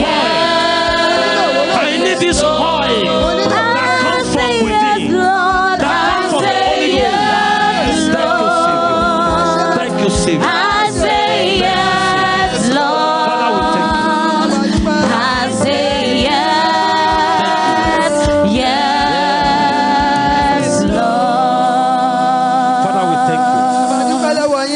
We thank you for this morning. adúpẹ́ fún òwúrọ̀ yìí. You have a plan for us. ẹ ní ọ̀rọ̀ rere fún wa. And that is why you are reminding us nínú ìdáfínà wa létí. that you will never be silenced until our salvation is as lamb that burneth. nígbà yìí kì yóò dákẹ́ títí tí ìgbàlà wa ó fi Father, iná tó ń jò. we are saying that you should give us a fresh oil. àníkẹ́ fún wa ní òróró ọ̀tun. Father, bàbá we are asking for mercy. à ń bèrè fún àánú. As many that are surrendering their life to you now, ọ̀pọ̀lọpọ̀ tó jọ̀ as wáyé many wọn that are ní. repenting of what they have said, yes, this is what is drying the oil. ọ̀pọ̀lọpọ̀ tó ronú kú wà tó Father, gbẹ have nìyí. mercy in Jesus' bàbá name. ṣàánú fún wa lórúkọ Let the Jésù. mercies of the Lord jẹ́ kí àánú come Olúwa upon everyone in ó Jesus' name. sọ̀kalẹ̀ sórí ẹnìkan You will kan not lórúkọ backslide. Jésù. Ẹ ò ní From padà today, sẹ́yìn. Láti heaven òní will lọ, write your name down ọ̀run yóò kọ and you orúkọ will be yín sílẹ̀. filled afresh. ẹ ó sì kún In Jesus' name we ní pray. orúkọ Jésù la gbàdúrà. Can you follow our counselors? And while all eyes are closed, nígbà tí gbogbo every ojú wà one of us, dídì, let's rise to our feet. gbogbo àwa tá a wà níjókòó ká I want you dìde. to close your eyes mo fẹ́ kẹ́ di and ojú begin yín. to talk to the ẹ Lord máa bá Olúwa and say, sọ̀rọ̀. Lord, a ní Olúwa I want you to refresh me. mo fẹ́ kó sọ mí di ọ̀tun. I need fresh oil. mo nílò òróró ọ̀tun. Fresh oil. òróró ọ̀tun. Fresh oil. òróró ọ̀tun. Fresh oil. òróró ọ̀tun. For fresh relationship. fún ìbáṣepọ̀ For tó dán fresh mọ́. faith. Fún ìbáṣepọ̀ For fresh tó- creativity. fún ìṣẹ̀dá For àti fresh ọ̀tun. wisdom. Fún ọgbọ́n àti For ọ̀tun. fresh move of fún God. For ìtẹ̀síwájú fresh Ọlọ́run. greatness. fún ìlọsílẹ̀ Father, ọ̀tun. I don't want to be living on the glory of yesterday. ẹ máa gbé nínú ògo àná. I am becoming a common mo ti person. wá ń di ẹni tí gbogbo Many ènìyàn people, fẹ́ràn. they have mastered how I will talk, how I will move, how I used to. Father, I need oil. mo nílò òróró. I need mo oil. nílò òróró. I need mo oil nílò òróró. in my business. nínú okòwò mi. Oil to enlarge. Òróró Oil of láti a fi solid ìgbòho. relationship òróró nígbà until the ìbáṣepọ̀ náà. last títí di day. ọjọ́ ìkẹyìn. Talk to the Lord. ẹ bá Olúwa The sọ̀rọ̀. Bible says, work out your salvation with fear and Bẹ́ẹ̀ni trembling. pé ẹ gbọ́ ìgbàlá The yín Lord has nípa promised that He will ìgbàgbọ́ not àti keep ìwárìrì. silence. Thank Olúwa ní you, òun kì yóò Savior. dákẹ́ In Jesus' name. ní orúkọ Jésù. Now, I Báyìí, want you to look for somebody that can pray with you. mo fẹ́ kó wá ẹni tó lè gbàdúrà pẹ̀lú rẹ. 7 prayers, we just have to pray. àdúrà méje la ń gbà. Shout it louder and ẹ clear. kígbe rẹ̀ lówó òkè. Thank you, Jesus. ẹ ṣé Jésù. Thank you, Jesus. ẹ ṣé Jésù. Are you there? ǹjẹ́ wà níbẹ̀? Look for somebody that can pray with ẹ wá you. ẹni tó lè gbàdúrà pẹ̀lú yín. Say, Holy Ghost, ẹ wí pé ẹ̀mí mímọ́. fresh oil òróró ọ̀tun upon this life now. lórí àwọn ayé ẹni yìí. You shout it. You will say it. Say fresh oil. òróró ọ̀tun. Fresh oil. òróró Say, ọ̀tun. Holy Ghost, ẹ̀mí mímọ́. fresh òróró oil ọ̀tun upon this lórí land. ayé ẹni yìí. Now, in the name of Jesus. báyìí máa ṣàn báyìí. Fresh òróró oil ọ̀tun in the name of máa Jesus. ṣàn ní orúkọ Jésù. Imprositali hatsesituli. sètẹ́ríkà sètẹ́ríkà. Etasikatlingo. In Jesus' name we pray. ní orúkọ Jésù la gbàdúrà. Look for another person. tún wá Amen. ẹlòmíràn. àmín. Look for another person. ẹ wá ẹlòmíràn. Say, Holy Ghost. a wí pé ẹ̀mí mímọ́. Say, Holy Ghost. ẹ̀mí mímọ́. Heavy oil gbogbo òróró. that was stolen from this wọ́n life. ti jí lánú ayé ẹni yìí. Heavy gbogbo oil òróró. that is meant for the greatness of this ó fellow. yẹ fún ìsọjí nílá ẹni yìí. Restore them now. padà báyìí. Now. In the name of ní Jesus. orúkọ Jésù. Lord, let her be restored. ẹjẹ́ kó di mú Be padà. restored now. ọjọ́ padà Be báyìí. restored now. ọjọ́ padà báyìí. Oh, the oil of greatness, oil of exploits, oil of success, oil of breakthrough, oil of faithfulness. Receive them. Receive. In Jesus' name we pray. ní orúkọ Jésù la gbàdúrà. Amen. àmín. Amen. àmín. You now stand right. Stand right. ẹ wá dúró dáadáa. We said desperate what? sọ Cry. wípé igbe pẹ̀lú ìtara. Jacob cried for oil. Jákọ́bù kígbe fún òróró. Jesus cried for the fresh oil. Jésù Kristi ó kígbe fún òróró ọ̀tun. For fresh encounter of the cross. fún ìbápàdé ti orí àgbélébùú. To overcome and not to feel the wound and everything. láti borí rẹ̀ láti má lè ní ìmọ̀lára. He was making gain when he was being brutalized. nígbà tí wọ́n tilẹ̀ ń nà án ó ní ìrora. Because he had received oil from the Garden of Gethsemane. nítorí pé ó ti gba òróró láti ọgbà Gẹ́símánì. When Eli was sleeping in his room, nígbà tí Élì ń sùn ní yàrá rẹ̀. Samuel was sleeping by the ark, Sámúẹ́lì ń sùn lẹ́gbẹ̀ẹ́ àpótí ẹ̀. collecting oil for the future. ó sì ń gba òróró fún ọjọ́ ọ̀la. Stand right. ẹ dúró dára. Stand right. ẹ dúró Say dára. fresh oil ẹ wí pé òróró ọ̀tun. that never says it is enough. nígbà tí ènìyàn bá wí pé ó tó. Fresh oil, òróró ọ̀tun. fresh iná fire ọ̀tun. that never says it is enough. èyí tí kì í sọ wípé ó tó gẹ́. Enter me. wọnú ayé mi. After you pray 3 times, ẹ bá ti gbà lẹ́ẹ̀mẹ́ta. you begin to speak in heavenly language. ẹ máa sọ̀rọ̀ ní èdè You begin ọ̀tun. to pray louder. ẹ máa gbàdúrà lówó òkè. Say fresh oil, òróró ọ̀tun. fresh fire iná ọ̀tun. that never says it is enough. tí kì í sọ wípé ó ti tó gẹ́. Enter my wọnú life. ayé mi. Now, báyìí. open your mouth and pray. báyìí. Yes, Wọnú ayé mi. the yoke is broken as you are shouting that. àjàgà náà The fọ́. power of network of witchcraft, they are being melted. Father, fresh oil. Fresh oil, fresh oil, fresh oil, fresh oil, fresh oil, fresh oil, fresh fire that never says it is enough. Oh, my Father, give me oil, oil that keep increases every day, oil that never go out, oil that never goes out, oil that can never be that can never be stolen. Oil that keep increases. Oh Lord, I need oil in my marriage. I need oil in my ministry. I need oil in my career. I need oil. Oil. Open your mouth and pray, madam. Open your mouth and pray. Everything Saul was doing against David, he was only helping David because the oil of God upon him. He walked through the valley of shadow of death.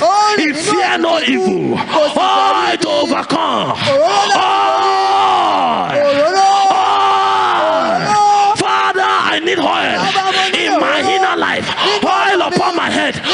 upon my life, oil in my home, oil in anything. lórí àwọn ọmọ mi One proceed. nínú ilé mi òróró In Jesus' name we pray. máa ṣàn ní orúkọ Jésù. This is number what? Number 3 now. Shout louder. Say in the name of Jesus. ní orúkọ Jésù. Oil. òróró Oil. òróró Fresh oil. òróró ọ̀tun For fresh favor. fún ojú rere ọ̀tun. Favor that you yourself will be asking.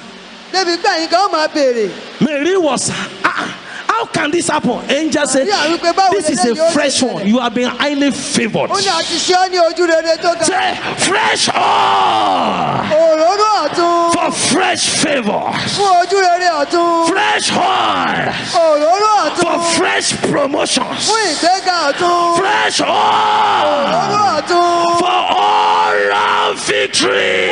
ṣẹ́gun òbírípo. Enter my life. ẹnu ayé mi. Open your mouth and pray. ẹlẹ́nu yẹn gbàdúrà. Fresh oil òróró ọ̀tun for fresh victory every day. fún ìṣẹ́gun ọ̀tun Fresh lójoojúmọ́. oil òróró ọ̀tun to succeed every day. láti ṣe àṣeyọrí. Fresh lójoojúmọ́. oil òróró for ọ̀tun favor from a fresh quarter. láti lè ṣe ojú rere ní gbogbo ọ̀nà. In Jesus' name we pray. ní orúkọ Jésù la gbàdúrà. Amen. àmín Amen. àmín. Thank you, Jesus. ẹ ṣé Jésù. Say, rain of favor. òjò ojú rere. Rain of opportunity. òjò àǹfààní. Rain of favor.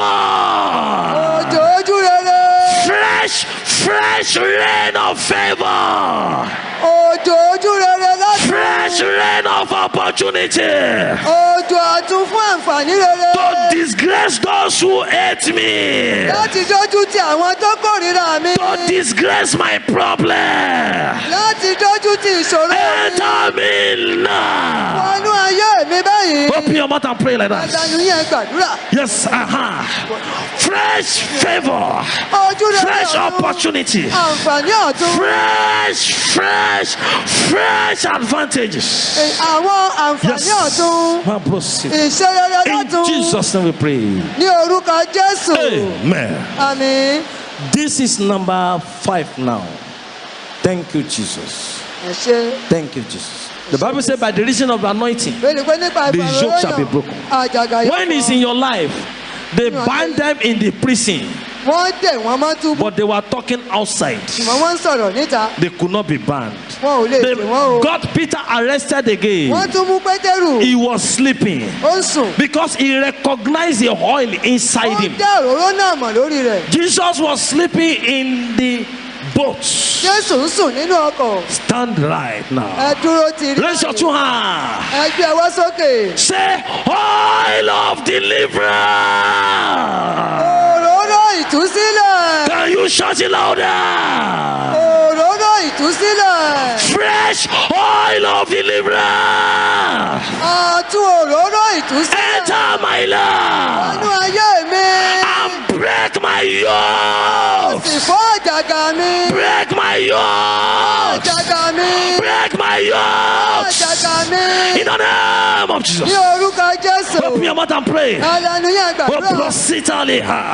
Oil of deliverance that breaks the yoke. òróró ìtúsílẹ̀ tó fọ́ City àjàgà. come and prositoli here. Sètẹ́ríkà sèndèrè. Etezi I can prositoli Lórí here. kòròkò sèndèrè. Thank you, Jesus. ẹ ṣeun Jésù. In Jesus' name we pray. ní orúkọ Jésù lágbàdúrà. This is number 6. èyí tó jẹ́ ìkẹfà nìyí. I believe you are praying. mo gbàgbọ́ pé ń gbàdúrà. There are some people hearing me now. àwọn kan ń gbọ́ mi báyìí. Oil for marital breakthroughs. òróró Oil for àlàjá career ìgbéyàwó breakthroughs. ti Oil iṣẹ́ for wọn. academic breakthroughs. àlàjá ti ẹ̀kọ́. There are so many oil that are presented here now. ọ̀pọ̀lọpọ̀ òróró By ló the ń sọ reason báyìí. of the covenant upon which this ministry is operating, nípa ti I májẹ̀mú stand tí máa under the ṣe shoulder of my father and the Lord Mo Dr. dúró ní D.K. èjìká Olukwe. bàbá mi nínú Olúwa. I stand under on the rock of ages, Mo dúró and lórí I àpáta stand ayé. on the covenant. I say, Mo in dúró the lórí name of májẹ̀mú náà. Jesus, Mo ní ní orúkọ receive Jésù. fresh Gba oil. òróró ọ̀tún.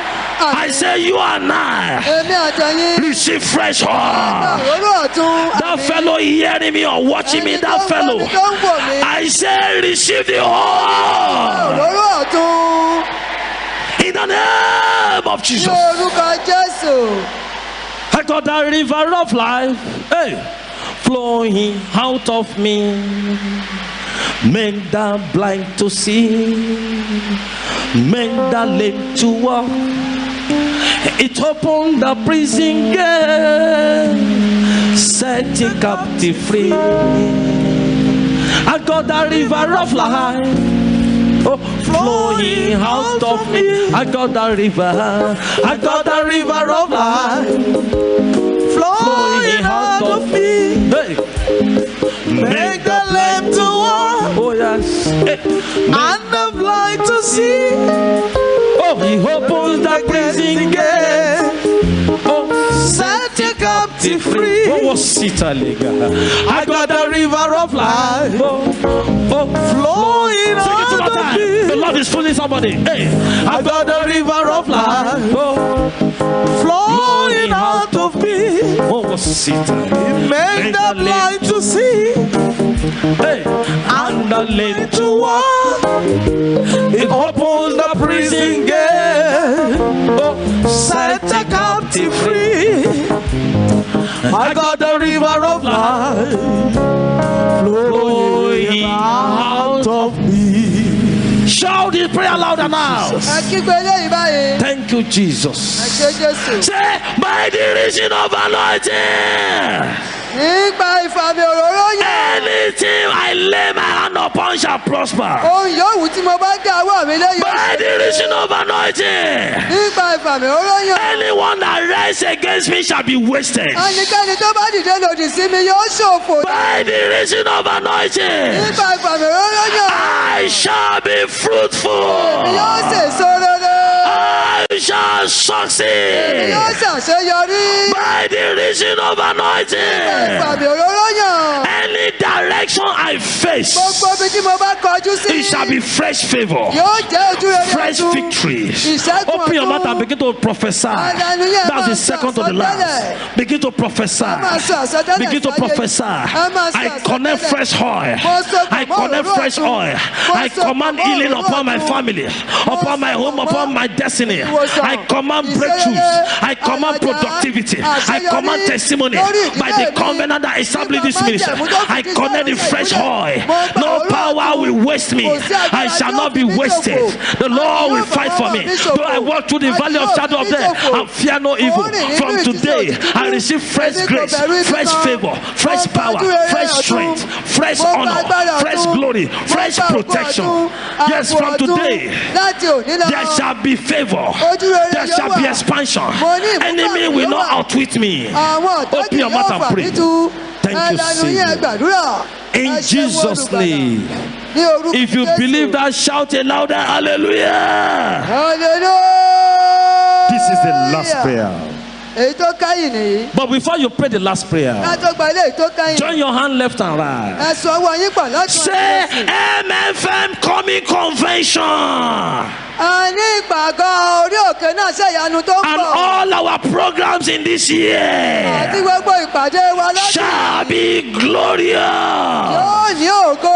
Any power saying no, Agbára tó bá níbẹ̀. ah, Á dòkú. in the name of Jesus, Ní orúkọ the coming Jésù. convention shall be glorious. Ìpàgọ́ It tó shall kàn be yóò jẹ́ glorious. ológo. The Lord will perfect Yóò jẹ́ everything ìjólógo. and will prepare his servant and all his Olúwa yóò servants. ṣe àṣepé The Lord will gbogbo. uphold our father Yóò and all the pèsè entire ọmọ angel rẹ̀ and all the sílẹ̀. ministers and everybody. Àti gbogbo àwọn In the ìránṣẹ́ name of Ọlọ́run. Jesus, Ní orúkọ there shall be no Jésù. regret. Yóò All our sì program all over the world, Gbogbo the remaining ìpàdé wa days of this káàkiri year. àgbáyé. In Ní gbogbo Jesus' ọdún name we yìí. pray.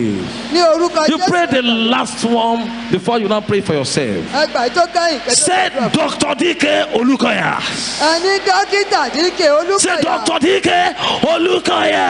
Dókítà díkè Olúkọ̀yà. Fresh oil. Òróró ọ̀tun. Fresh oil. Òróró ọ̀tun. Every day. Lójoojúmọ́. And all the NGOs, Àti ní gbogbo all àwọn the pastors and àgbẹ̀bí wọn. ministers Àti àwọn under ìránṣẹ́ you. Ọlọ́run tó wà lábẹ́ Fresh yín. Òróró oil. ọ̀tun. Fresh Òróró oil. ọ̀tun. Open your mouth and pray like that. Ẹ̀dánù yẹn And proceed only. Hey, Òróró ọ̀tun. Atosita. Máa ṣàn lórí Thank wọn. you, Jesus. Ẹ ṣé Go sit Jésù. only. Father, we pray for our Father and the Lord and the entire pastorate. Father, fresh favor, fresh protection upon everyone. In Jesus' name, I pray it shall be so. I pray for all our fathers in the Lord in this prayer city also. The Lord will lift you up. And all the workers there now, you will not regret. The deliverance candidate, you will not regret. The hands of the Lord will come upon you. You are going with a new fresh favor. Shout louder and clear. Hey, Ojo ìbùkún yóò sì rọ̀. Ìlérí ìfẹ́ lẹ́yìn ó ara àwọn onítura dé dùn látọ̀dọ̀ olùgbàlà. Ẹ ṣé bàbá òjò ìbùkún. Owó síta lè ka gbọ̀ngàn. Òjò ìbùkún la fẹ́. Ìrìn àánú sẹ́yìn wá. Ṣùgbọ́n òjò la tọrọ. Òjò ìbùkún. Òjò ìbùkún yóò sí. There shall be showers of blessing. Ìlérí ìfẹ́ lẹ́yìn. Ó hara. Ìtura máa jẹ́ tiẹ̀ látòní lọ. Látọ̀dọ̀ olùbàlà. Ẹ ṣé bàbá. Òjò ìbùkún. Òjò ìbùkún. Òjò ìbùkún. Òjò ìbùkún la fẹ́. Showers of blessing. Shower. Ìrìn àánú sẹ́yìn ká ṣùgbọ́n òjò la tọrọ. Ìrìn ọ̀run sọ̀ kalẹ̀. Ìrìn ọ̀run sọ̀ kalẹ̀. Alágbára kò wá Jésù. Bàbá ọ̀run sọ̀ kalẹ̀. Bàbá kò wá gbé wá wọ̀. Olórí ayé Ọlọ́run Olúkọ̀yà. Òjò ìbùkún rẹ̀ ayérayé ọba mímọ́. Lẹ́yìn ìpàdé wa yìí yóò bá bá fẹ́ rí ọ̀tá tó lọ. Ẹ̀mí ọ̀run sọ̀kalẹ̀ kó wá gbé wa ró. Àdàbà ọ̀run sọ̀kalẹ̀ kó wá gbé wa ró. Rọ̀jò ìbùkún rẹ̀ lẹ́wà ní orí. Lẹ́yìn ìpàdé wa yìí Olúwa wá fà mí wá. Jẹ́ ká rí ọ̀gá tó lọ.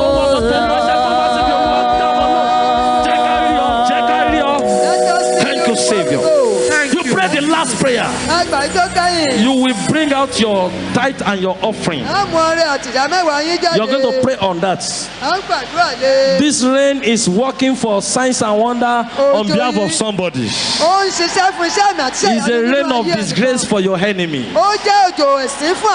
Thank you, Jesus. Raise it up and pray like this before you pray the last prayer. If I were you a day like this, I would bring out the fresh things that I've never given to God.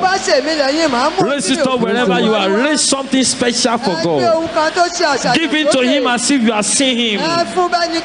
Father, in the name of Jesus, accept this and use it for your glory. There is a fellow hearing me now. The thunder is striking whatever they gather against you. There is a fellow hearing me now. What they have done against you in the day, this rain is disrupting them. Every control against your finances is wiped off. Thank you, Savior. Now close your eyes. You know you are going to give that offering dancingly. Stand right. Close your eyes. Shout the last prayer. Thank you, Jesus. Thank you, Jesus. Say, Holy Ghost, Holy Ghost, Holy Ghost. Holy Ghost. Shout it. There is oil in you. Somebody say, why is he shouting like this? There is eternal oil in you. Say, Holy Ghost, Holy Ghost, Holy Ghost. Holy Ghost, Holy Ghost, Holy Ghost. That's how that king cried unto Elijah. He said, my father, my father, my father. Elijah also, because something was in him. He has seen something. Thank you, Jesus. A ṣeun Jésù. If he's asking you to be praying in tongues, to be speaking, to be reading, to do good, to be evangelizing, Ẹ máa jí ìrere. the oil has come upon you now. Òróró yẹn ti sọ̀kalẹ̀ Stand sórí right. báyìí. Say, Holy Ghost, Holy Ghost, Holy Ghost. Ẹ̀mí mímọ́, ẹ̀mí mímọ́, ẹ̀mí mímọ́. Say, Holy Ghost, Holy Ghost, Holy Ghost. Holy Ghost, Holy Ghost, Holy Ghost. Anoint me afresh Yàn mí lọ́tùn. until the end of my life. Ní gbogbo ayé mi. Anoint me with fire Òróró iná yàn mí. for me to end Mi well. láti parí rẹ̀. In the name of Jesus. Ní orúkọ Open your Jésù. mouth and pray. Ẹlẹ́nu yín ká gbàdúrà.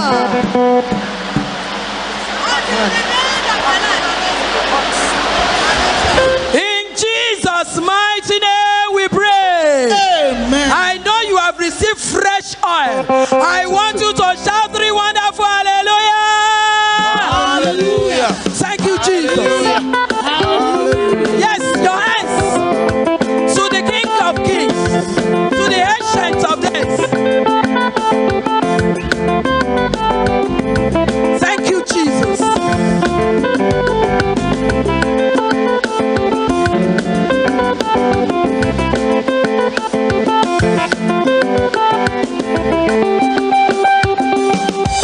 I never knew you will honor me this way. I never knew you will honor me this way. I never knew you will honor me this way. As you honor me this way, I say thank you, Lord. I never knew. I never knew you will honor me this way. I never knew. I never knew you will honor me this way. I never knew you will honor me this way. As you honor me this way, I say thank you, Lord. Hey, I never knew you will bless me this way. Thank you, Jesus. I never knew you will bless me this way. I never knew you will bless me this way. As you bless me this way, I say thank you, Lord. I never knew you will honor me this way. Oh, yeah, oh. I never knew you will honor me this way. I never knew you will honor me this way. As you honor me this way, I say thank you, Lord. Hey, I never knew you will answer my prayers. I never knew you will answer my prayers. Oh, I never knew you will answer my prayers. As you answer my prayers, I say thank you, Lord. I never knew you will honor me this way. I never knew you will honor me this way. Oh yeah. I never knew you will honor me this way. As you honor me this way, I say thank you, Lord. Hey, I have a father that will never, never. I have a father who will never, never fail me. I have a father who will never, never fail. Rock of ages. Never, never fail. Hallelujah. I have a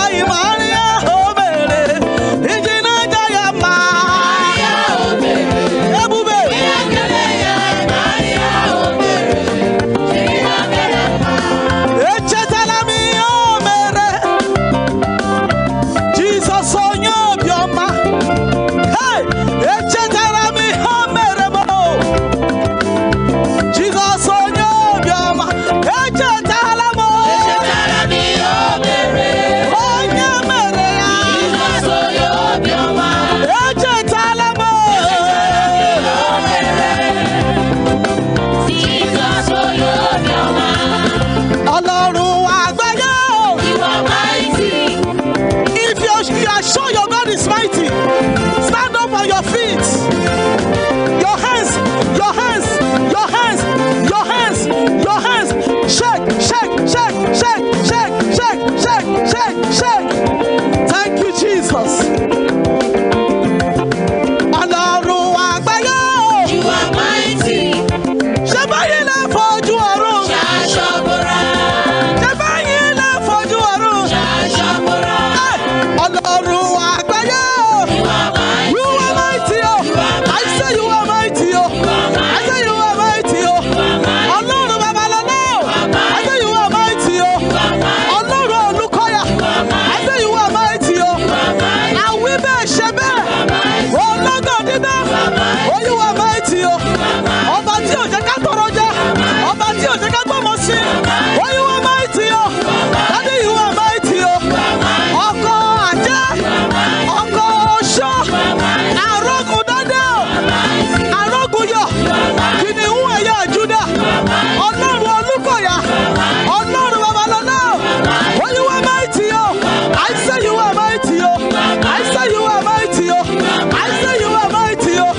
I say you are mighty, oh. Agune Chemba, Ebubedike, Uzo na mu wonderful, Okwaruzo Nima, Odogu Akataka, Ibu Anyi Danda, Kena Ubangiji, Beni Koduka, Kena Mesalama. Oh you are mighty, oh. I say you are mighty, oh. Daddy you are, you are Ọlọ́run àgbáyé, mighty, oh. Shout hallelujah. Begin to wave your hands unto the Almighty God. What a wonderful prayer rain today. Thank you, Jesus. Before we sit down, let's pray for the man of God for more anointing. Begin to pray for him. Do you know, as you pray for him, heaven is praying for you too. Begin to pray for him, for his family, for his calling. Begin to pray for him.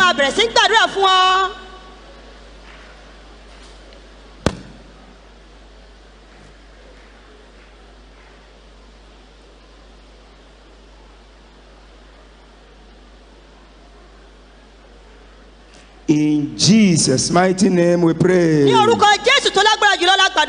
And so shall it be. In the name of the Father, and of the Son, and of the Holy Ghost.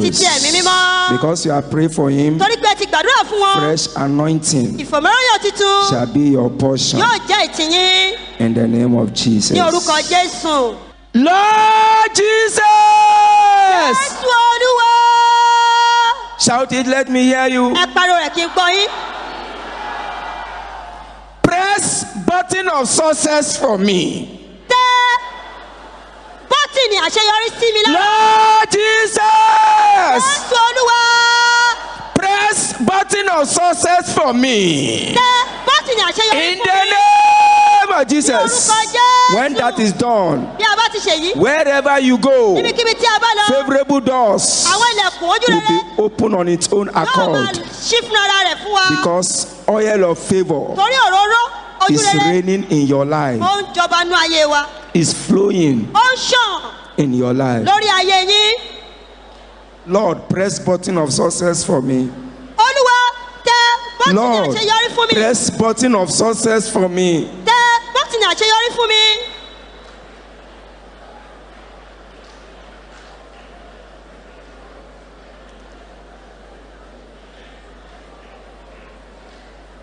In Jesus' name we pray. I pray this hour for you.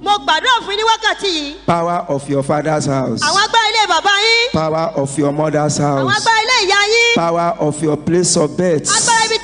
And that of your environment that hate your appearance shall die suddenly. In the mighty name of Jesus. Go in this might. Go in this power. And as the Lord of fresh oil is concerned, you will sing a new song. Let's share the grace together. The grace of our Lord Jesus Christ, the love of God, and the sweet fellowship of the Holy Spirit be with us now and forevermore.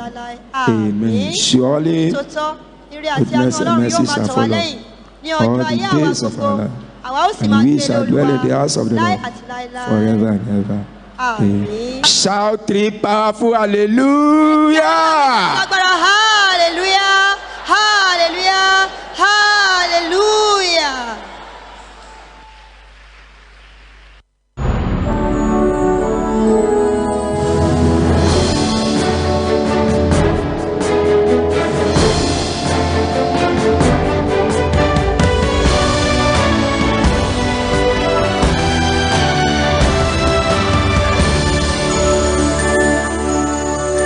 This is MFM Television. Vous regardez la télévision MFM.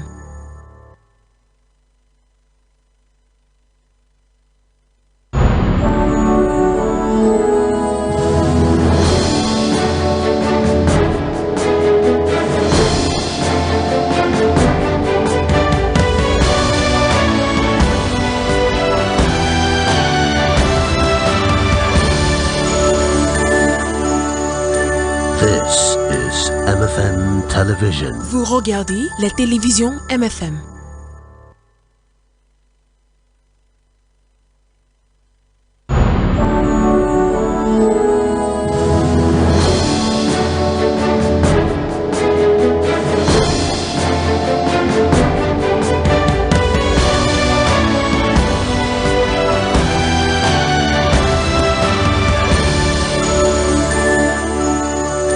This is MFM Television. Vous regardez la télévision MFM.